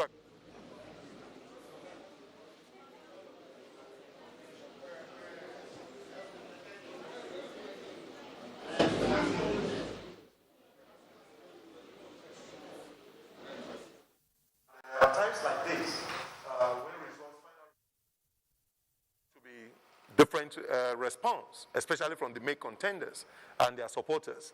For those that have won, of course, it's celebration. For those that have not been able to make it this time, we know it's a period of not being so happy. So what is called for? We call for being magnanimous in victory and being careful not to, in quote, there is the expression we use in our local parlance, don't rub it in. These things have happened now. Whatever your celebrations, be careful not to go against and try to ridicule those that have not been able to make it. And for those that have lost out also, they should be able to take it to the extent that whatever has happened now, if, for example, from what we heard, the rep of one of the party, the main opposition in this election, that is by way of the final result, that did not make it, he says he has instruction not to sign. Like the lawyers will always tell us when they come out, when judgments have been given, sometimes they will say, my client is going to consider all the options before they know what next to do. So let us hope that this victory is one for the Edo people, because one, the elections have been concluded. Two, they have been relatively peaceful. And from what we are seeing now is that a winner has emerged as the results will be given. And if other things are to follow, let it be done according to the prescriptions and the rule of law. And that is very, very critical. So let us not, in over-celebrating, cause anything that will bring disaffection and problem as far as the state is concerned. Okay, this is a critical moment. Yes. The whistle will soon be blown. We will soon hear the whistle now, and that signifies the end of the game. Just saying, this is also a critical moment for us to continue to enjoy the peace that has prevailed all through this process.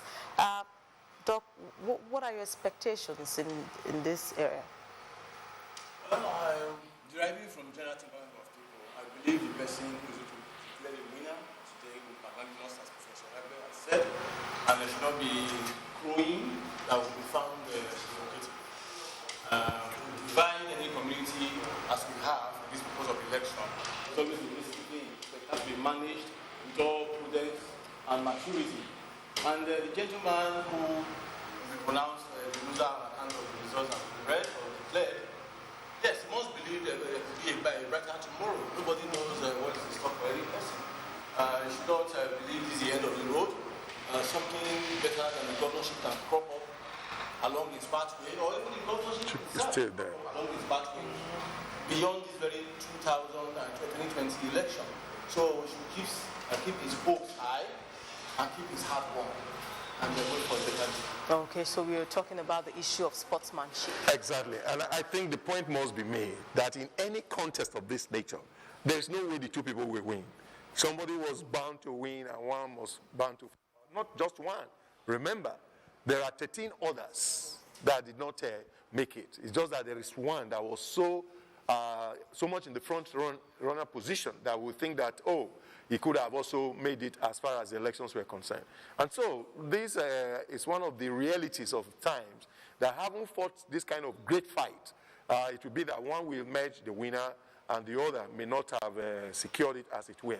But what is most important, and we hope for, we have seen it in this country before, as exhibited by the now well-celebrated former president of our country, in the person of President Goodluck Ebele Jonathan, who, when things were now obvious, as far as the elections were concerned, even when many were already clamoring for it cannot be, he considered the interest of the nation to be higher than personal interest. And as a result of that, he made that historic phone call that turned around the fortunes of our country, because everybody was scared of what we follow as a result of those elections. It's in that same spirit. Okay. Okay. I, Professor Akpofure Rimruke, hereby sanctify that I'm the returning officer for Edo State Governorship election held on the 19th day of September 2020. The election was duly contested. The candidates received the following votes. 1. Permit me for pronouncement, please.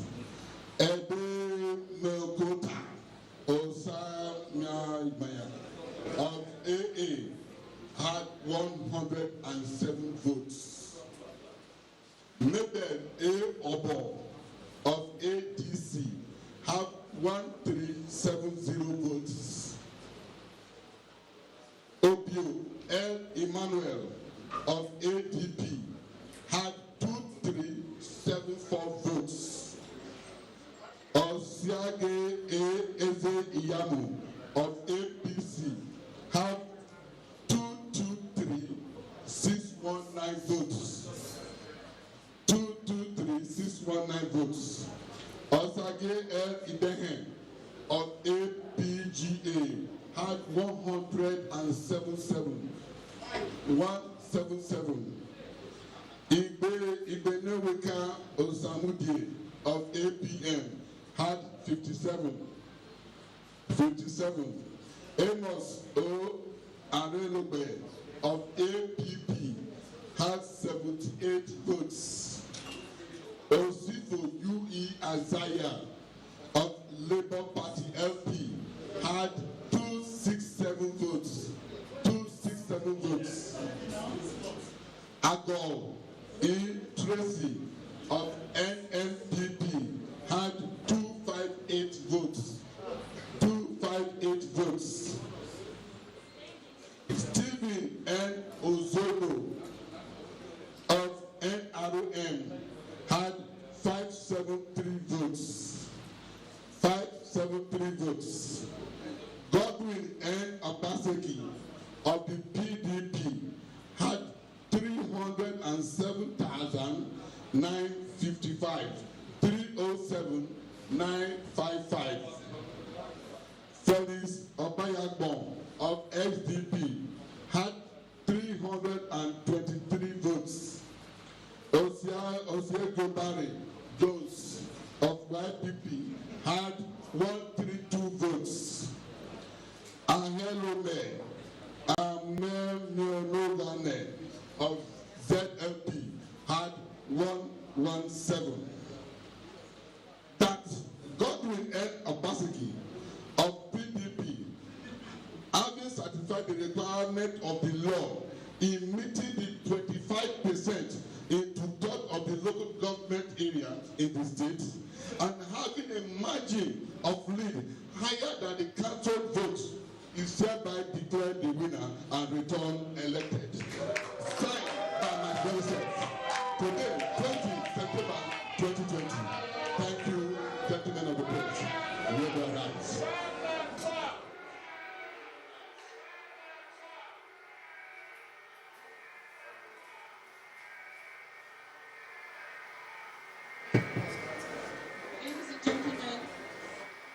Well, that is the final whistle.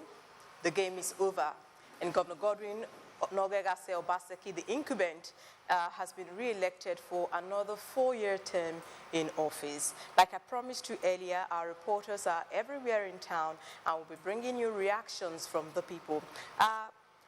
Okay, Elizabeth is ready. Let me join her now. She's in the Edo State Government House. Lizzie, if you can hear me very well, can you give me a sense of the feeling around where you are now? Thank you, Agatha. I'm at the PDP situation room here in Government House. As the result is announced, some persons are in a euphoric the place is we're in a euphoric atmosphere, and some are jubilating over the results. I have here with me. Okay. May we meet you, ma'am? Hi, I'm Dr. Uyi Oduwa Malaka, Special Advisor to the Governor on Strategy and Program Management. Hi. So how will you describe the electoral process that has resulted in returning Governor Gordon Obaseki for a second term? I think that this is a historic moment for not just Edo State, but a historic moment for our country, Nigeria. Because I can tell you from my standpoint that this is the most free and fair elections that we have experienced in recent times. And everyone has acknowledged that, and we are especially thankful to the President, Muhammadu Buhari, for giving us a level playing field. You know, we had a lot of stories about federal might and all that, but we just stood still. We knew that at Edo people, we will fight to the end for what is right. And even if we lose, we will have our heads up high because we've done the right thing. So it's a remarkable thing that has happened to us today. Now, what are the lessons that we can learn from this election, probably from other states? I think that the biggest lesson from this is to understand, to have a perfect understanding of the power of the people. That the people must lead. The people must lead. The people must lead. Every time you can hear the cheering on the background. As you can see, there is jubilation in the air. The people just got the result right here at the PDP situation room. Brother Matt, I've seen him here. You were telling us about making Edo State a template for other states to copy. So what other lessons are you saying we should have? Another lesson that will come out of this is that it's not as much as thinking that you are here to serve people and to lord. I mean, it's not. You don't look at any position of power, any position, any office as an opportunity to, treat people unfairly. But you must always look at your position as a privilege, and to understand that without the people, you cannot be there as a leader. So followership always dictates the stage for leadership. That's what I would say. What has happened in Edo is just something that we haven't seen before. Across Nigeria, you can hear all the cheers behind. Everybody is excited. We decided that as Edo people, we were going to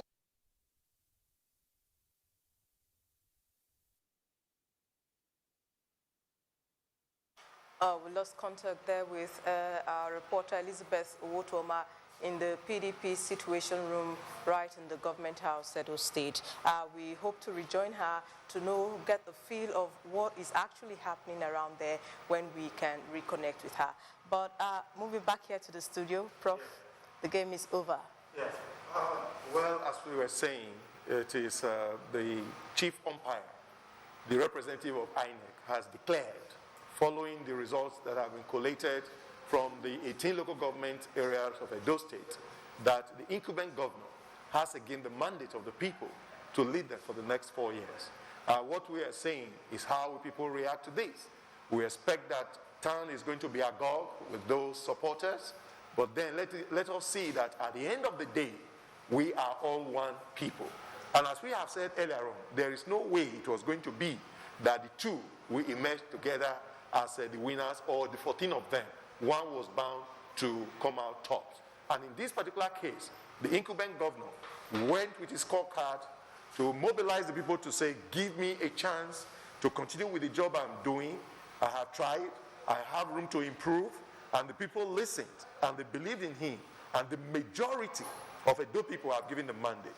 I am sure that for the governor that we know, is one that we realize that he's the governor of Edo State, not the governor of the 300,000 people that voted for him.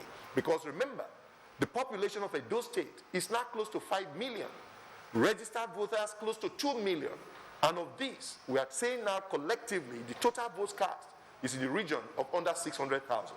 So it is the people that are eligible that have spoken on behalf of the other population of Edo State. And having given the mandate, we believe that we'll be working to unite the state so that the great vision that he has for our state will be actualized. It's really a moment of congratulations, both to the governor who has emerged the winner, his deputy, or the party itself, all those that worked with him. And as we have said, we must also recognize the gallant... Okay, Doctor, I'll stop you here. Okay. Let's go back to Lizzie.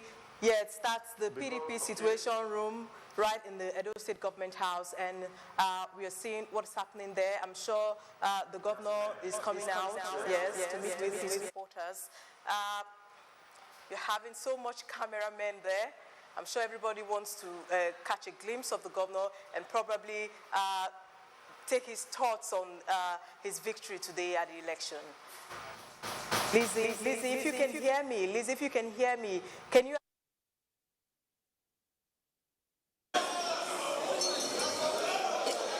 It is a euphoric atmosphere here. That the governor just came into the situation room where he had the results. So far, he will be addressing the World Press Conference right here.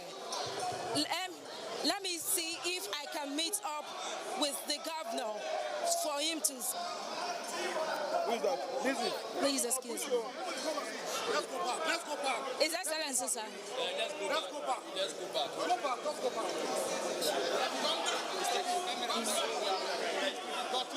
Continue, go back now. Excellency, sir. NTA will be having you live. NTA will be having you live. Okay.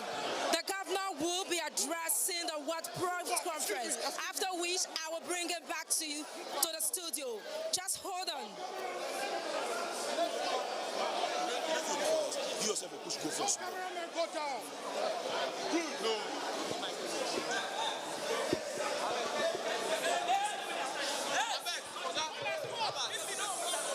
I bet she'll go this side.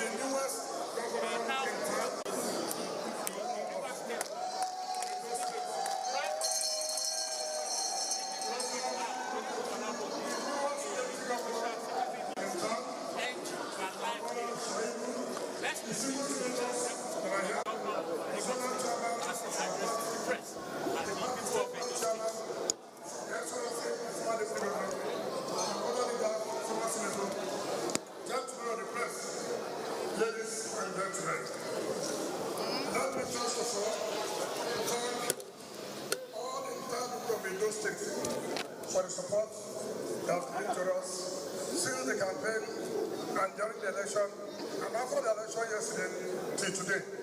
To God be the glory, all the efforts are not in vain. Our governor has been declared as the winner of the September 19, 2020 governorship election in Edo State. I want to thank my colleagues, the governor of Delta State, the governor of Oyo State, even though he had just left, and all other people who served in the campaign council. I don't know how to thank them, but it was a teamwork. I also thank the governor for giving us the necessary support that had to lead to this victory. I want to say thank you.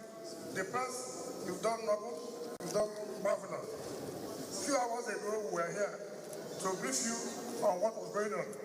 I thank God thereafter the announcement came. And all those who worked in the campaign states in those states who want to sincerely thank each and every one of you. Let me now formally introduce the newest governor.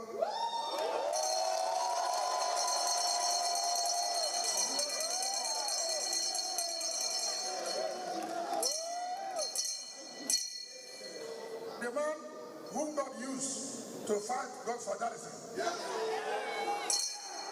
If for nothing, we have achieved that there was nothing called Godfatherism again in Edo politics. Edo people have spoken, and Edo people said, look, we cannot tie our faith in one man's hand.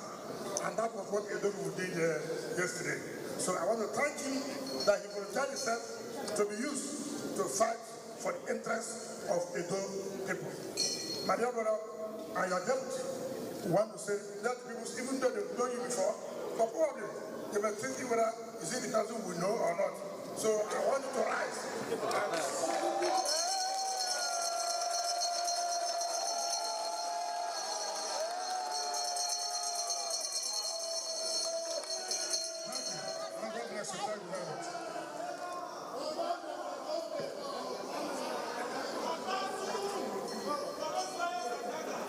Your Excellency, my brother governor of River State and chairman of my gubernatorial campaign committee, His Excellency Nyesom Wike, Your Excellency and my brother governor of Delta State,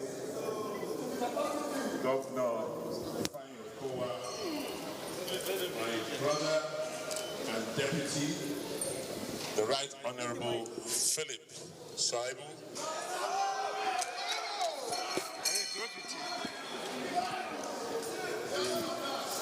chairman of the Edo State version of the Campaign Council, and Chairman South-South PDP, Chief Dan Obi, the chairman of our party in Edo State, Dr.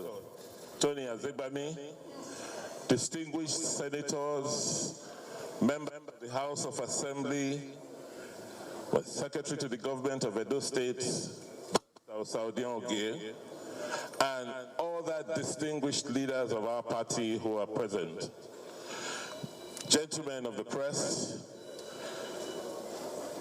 the great people of Edo State have spoken, and they have spoken loud and clear. We thank God Almighty and give him all the glory for this victory. Thank you, President Muhammadu Buhari, for defending our democracy and allowing the Independent Electoral Commission, INEC, and the security services to perform their constitutional functions without interference. INEC and the security services have shown Nigerians and the world indeed that they are capable of conducting free and credible elections.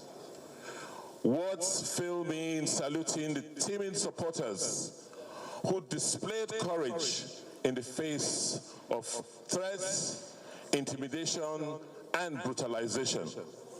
The collective will of Edo people made it possible for us to triumph over Godfatherism. We thank you all. I am eternally grateful to my party, the People's Democratic Party, PDP.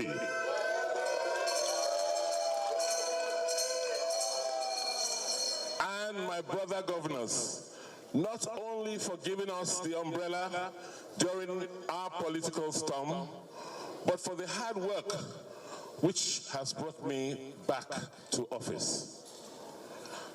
Our success has reinforced my belief that there's nothing we cannot achieve as a people if we pull forces together and collectively call on God for support.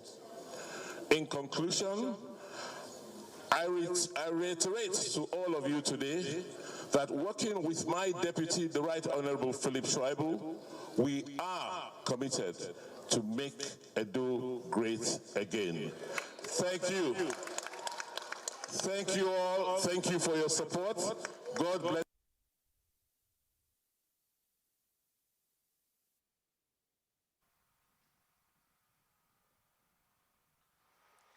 That's the newly elected governor of Edo State, the incumbent, Godwin Nogegase Obaseki, appreciating Edo people and his supporters for re-electing him.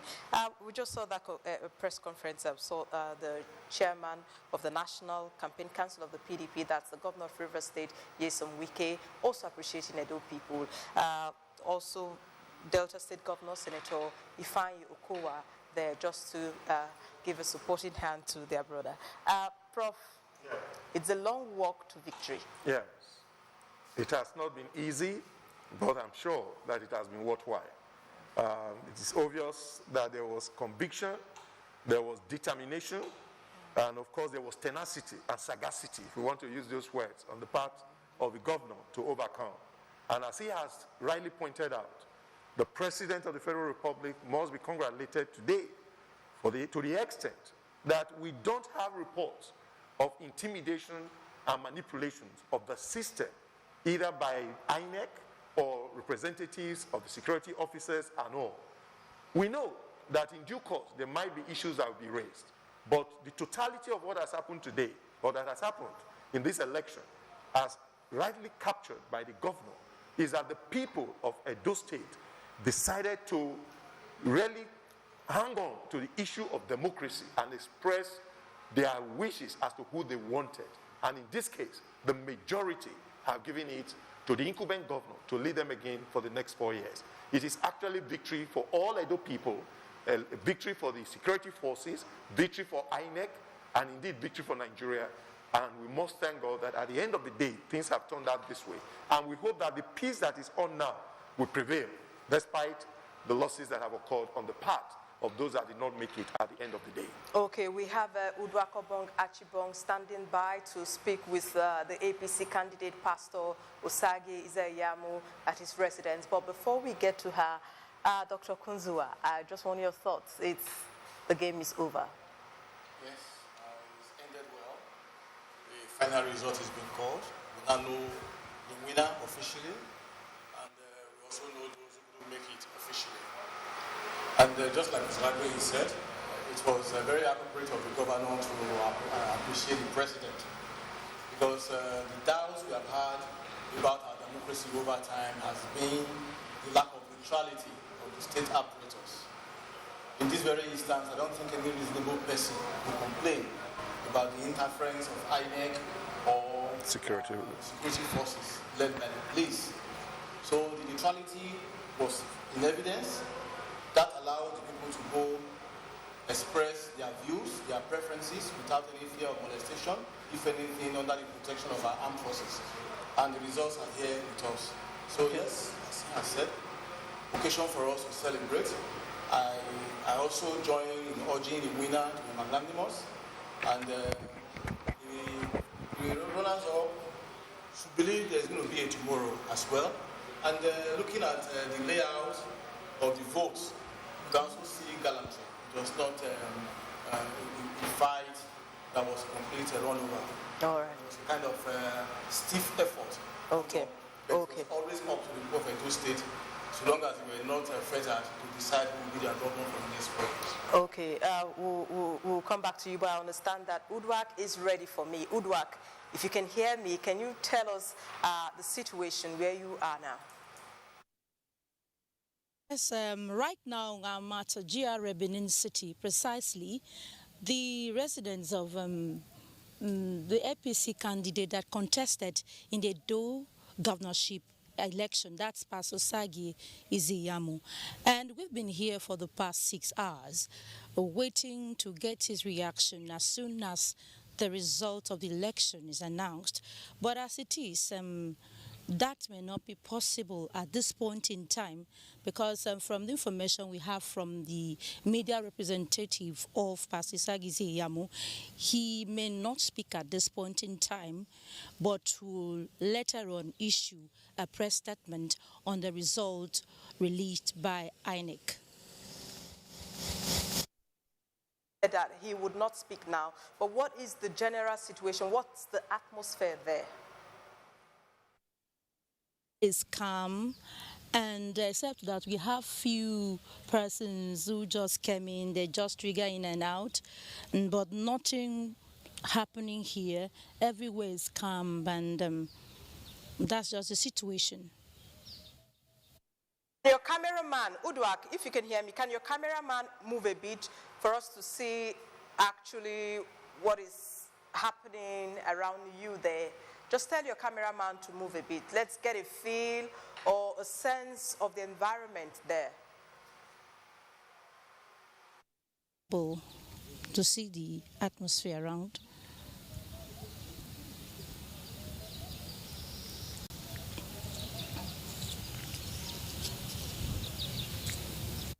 Candidate right in the GRA here in Benin City. We are seeing security officials there. Yes, security vehicles there. The atmosphere there is kind of calm and quiet. Udwak, have you seen him today? Have you seen Pastor Izayamu today, perhaps? Yes, definitely. We saw him earlier on about some hours ago, precisely some minutes to 1 p.m. today.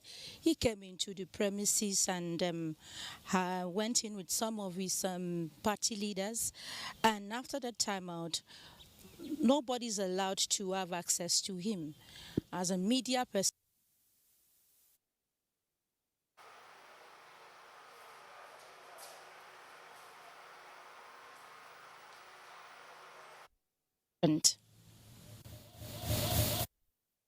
Akobong, Achibong, giving us a feel, a sense of what is happening at the residence of the APC candidate, Pastor Osage Izeyamu, at the GRO here in Benin City. So, Doctor, I'll come back to you.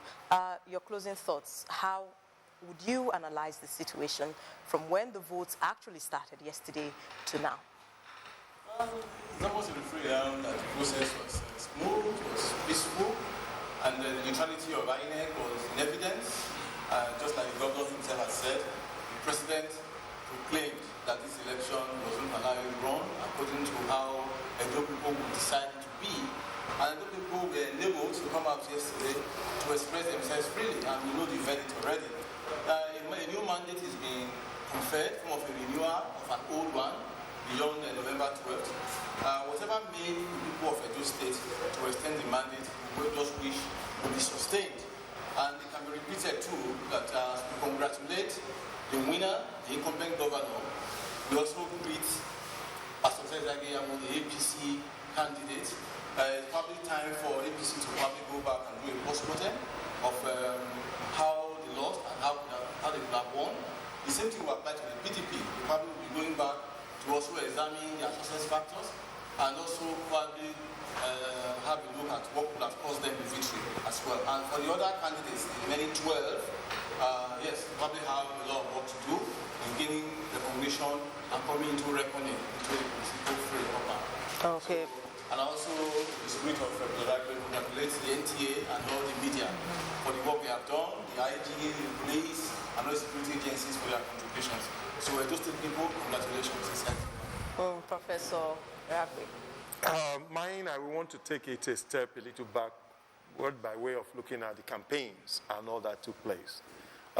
They were very tense ones, but there was determination on both sides to sell the message of the two main parties and others, of course, that tried as far as this contest was concerned. In the process, we know that some nerves were frayed, and there could have been some little problems here and there, but this is definitely time for healing of the people. And remember that we have said earlier on that we cannot but celebrate and thank those key players that helped to douse the tension when we thought we were heading for the Principe as far as our state was concerned. And in this regard, our own revered monarch, the Oba of Benin, must be congratulated. I'm sure that his intervention played a major role. We must also recognize the role played by the body led by the former head of state of our country, that is Abubakar, in terms of their intervention. The various Christian groups, or religious groups, let me say, both Christian and Muslims, the media, all that were calling and praying that this thing will come out well. Because at the end of the day, democracy as we want it is not for people to die. It's not for people to be injured. It's not for properties to be destroyed. It is supposed to be a periodic period, a periodic time when the citizens decide who will represent them at different levels of governance, be it at the local government level, the state level, the federal level, and in this particular case, the state level. And it has turned out that the work that the incumbent governor has been doing in the past 3-4+ years, the people, by this expression, are saying you have done well. Something that for me as a historian, which is interesting, and we want to look at the figures, I was just whispering to my brother here, is that looking at the results of today is almost reminiscent of the results that came about 4 years ago. It's just that the personalities are still there, but the parties have changed. And that was that the victory of the incumbent governor about 4 years ago came by way of 300,000 plus votes. And the person that has come second this time again scored 200 plus votes as well, which shows some element of consistency as far as the people's endorsement is concerned.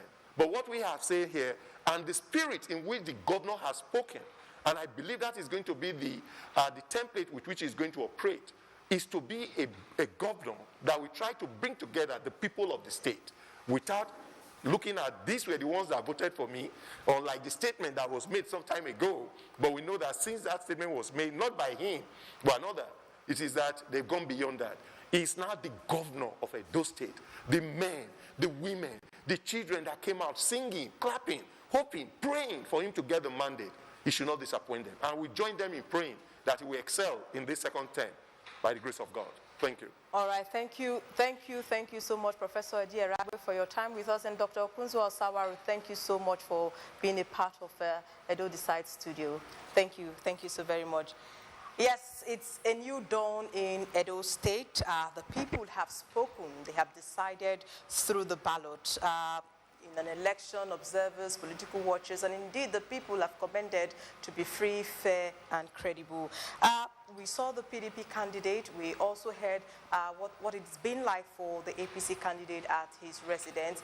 The slogan of the PDP, celebrating their victory all over town. Now, Godwin Obaseki will be sworn in on November 12th for another 4-year term in office. We thank you so much for being a part of Edo Decides Studio here in Benin, but we'll now hand you over back to Abuja. Thank you, Agatha. You have led us down history, and history is being made, of course, with this election, and of course, with every election, there is a mark that is made on our quest for perfect democracy. In fact, in societies where you think that democracy has gone for hundreds of years, they are still learning on a daily basis. Now, in Abuja here, we have to round up our thoughts. Let's start from Osita. How does it feel to have this kind of election?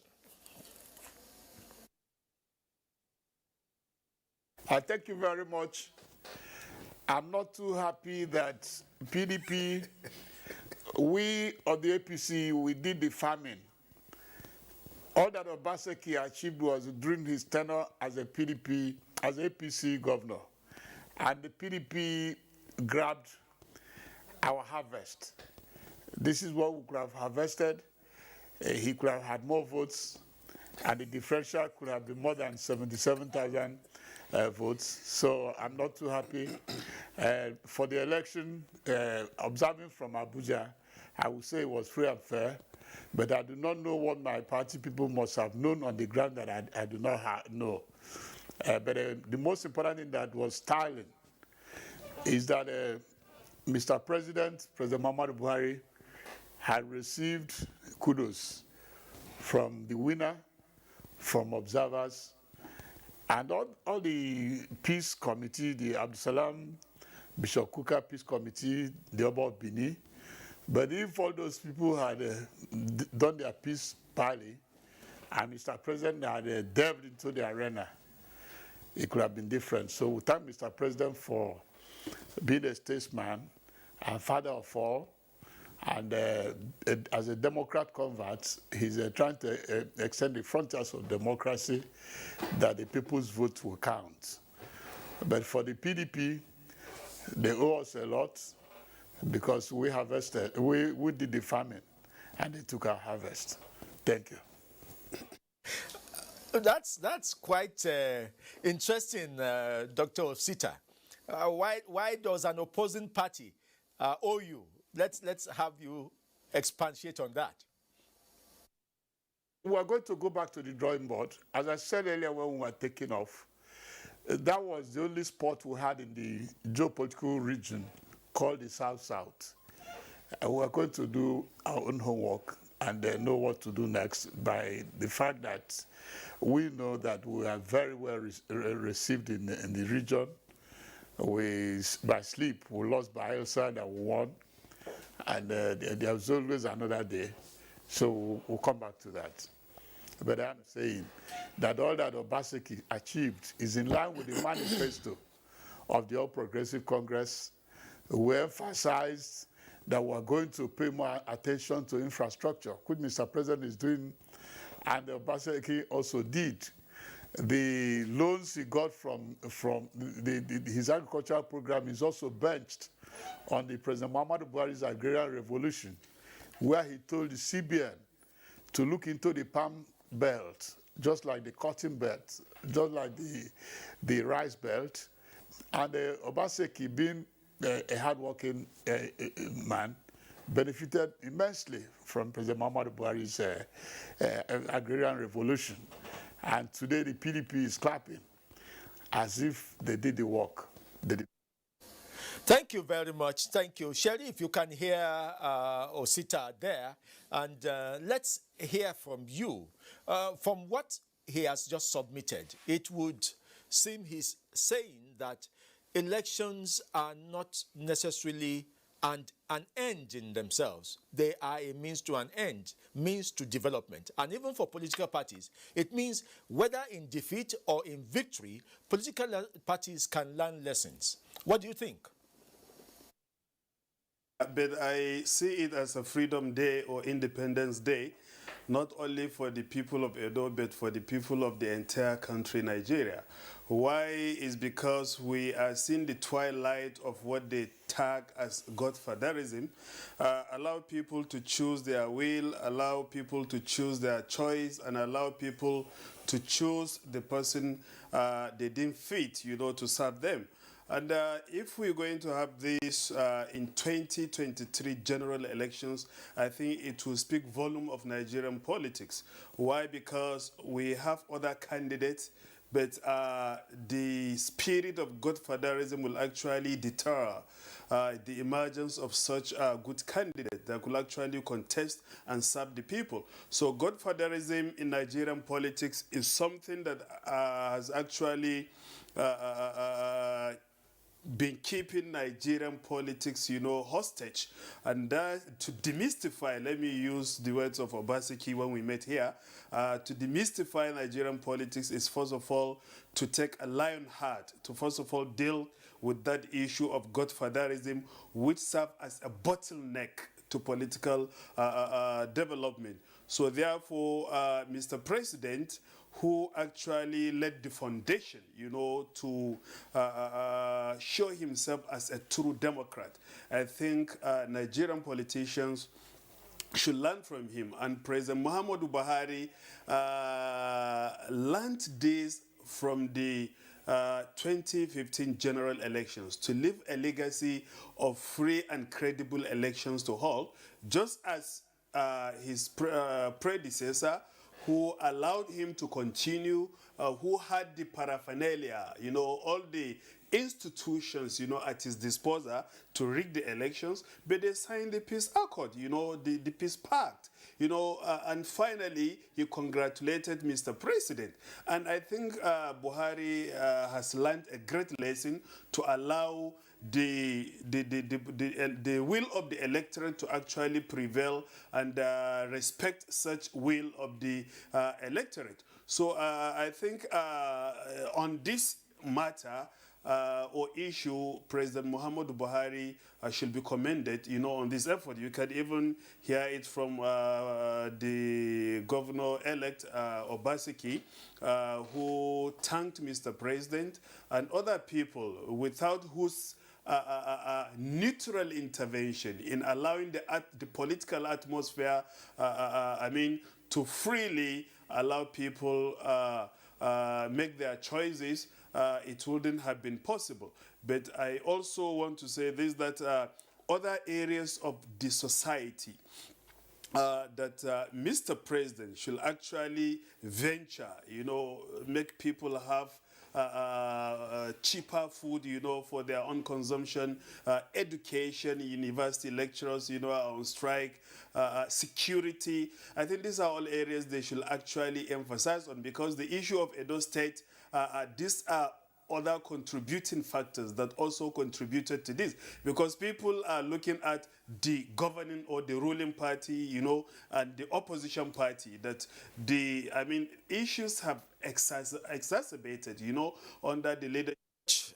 Thank you, Dr. Sherif Gali Ibrahim there, Department of Political Science, University of Abuja. Thank you for spending your valuable time today to look at the development of our polity through the Edo 2020 elections.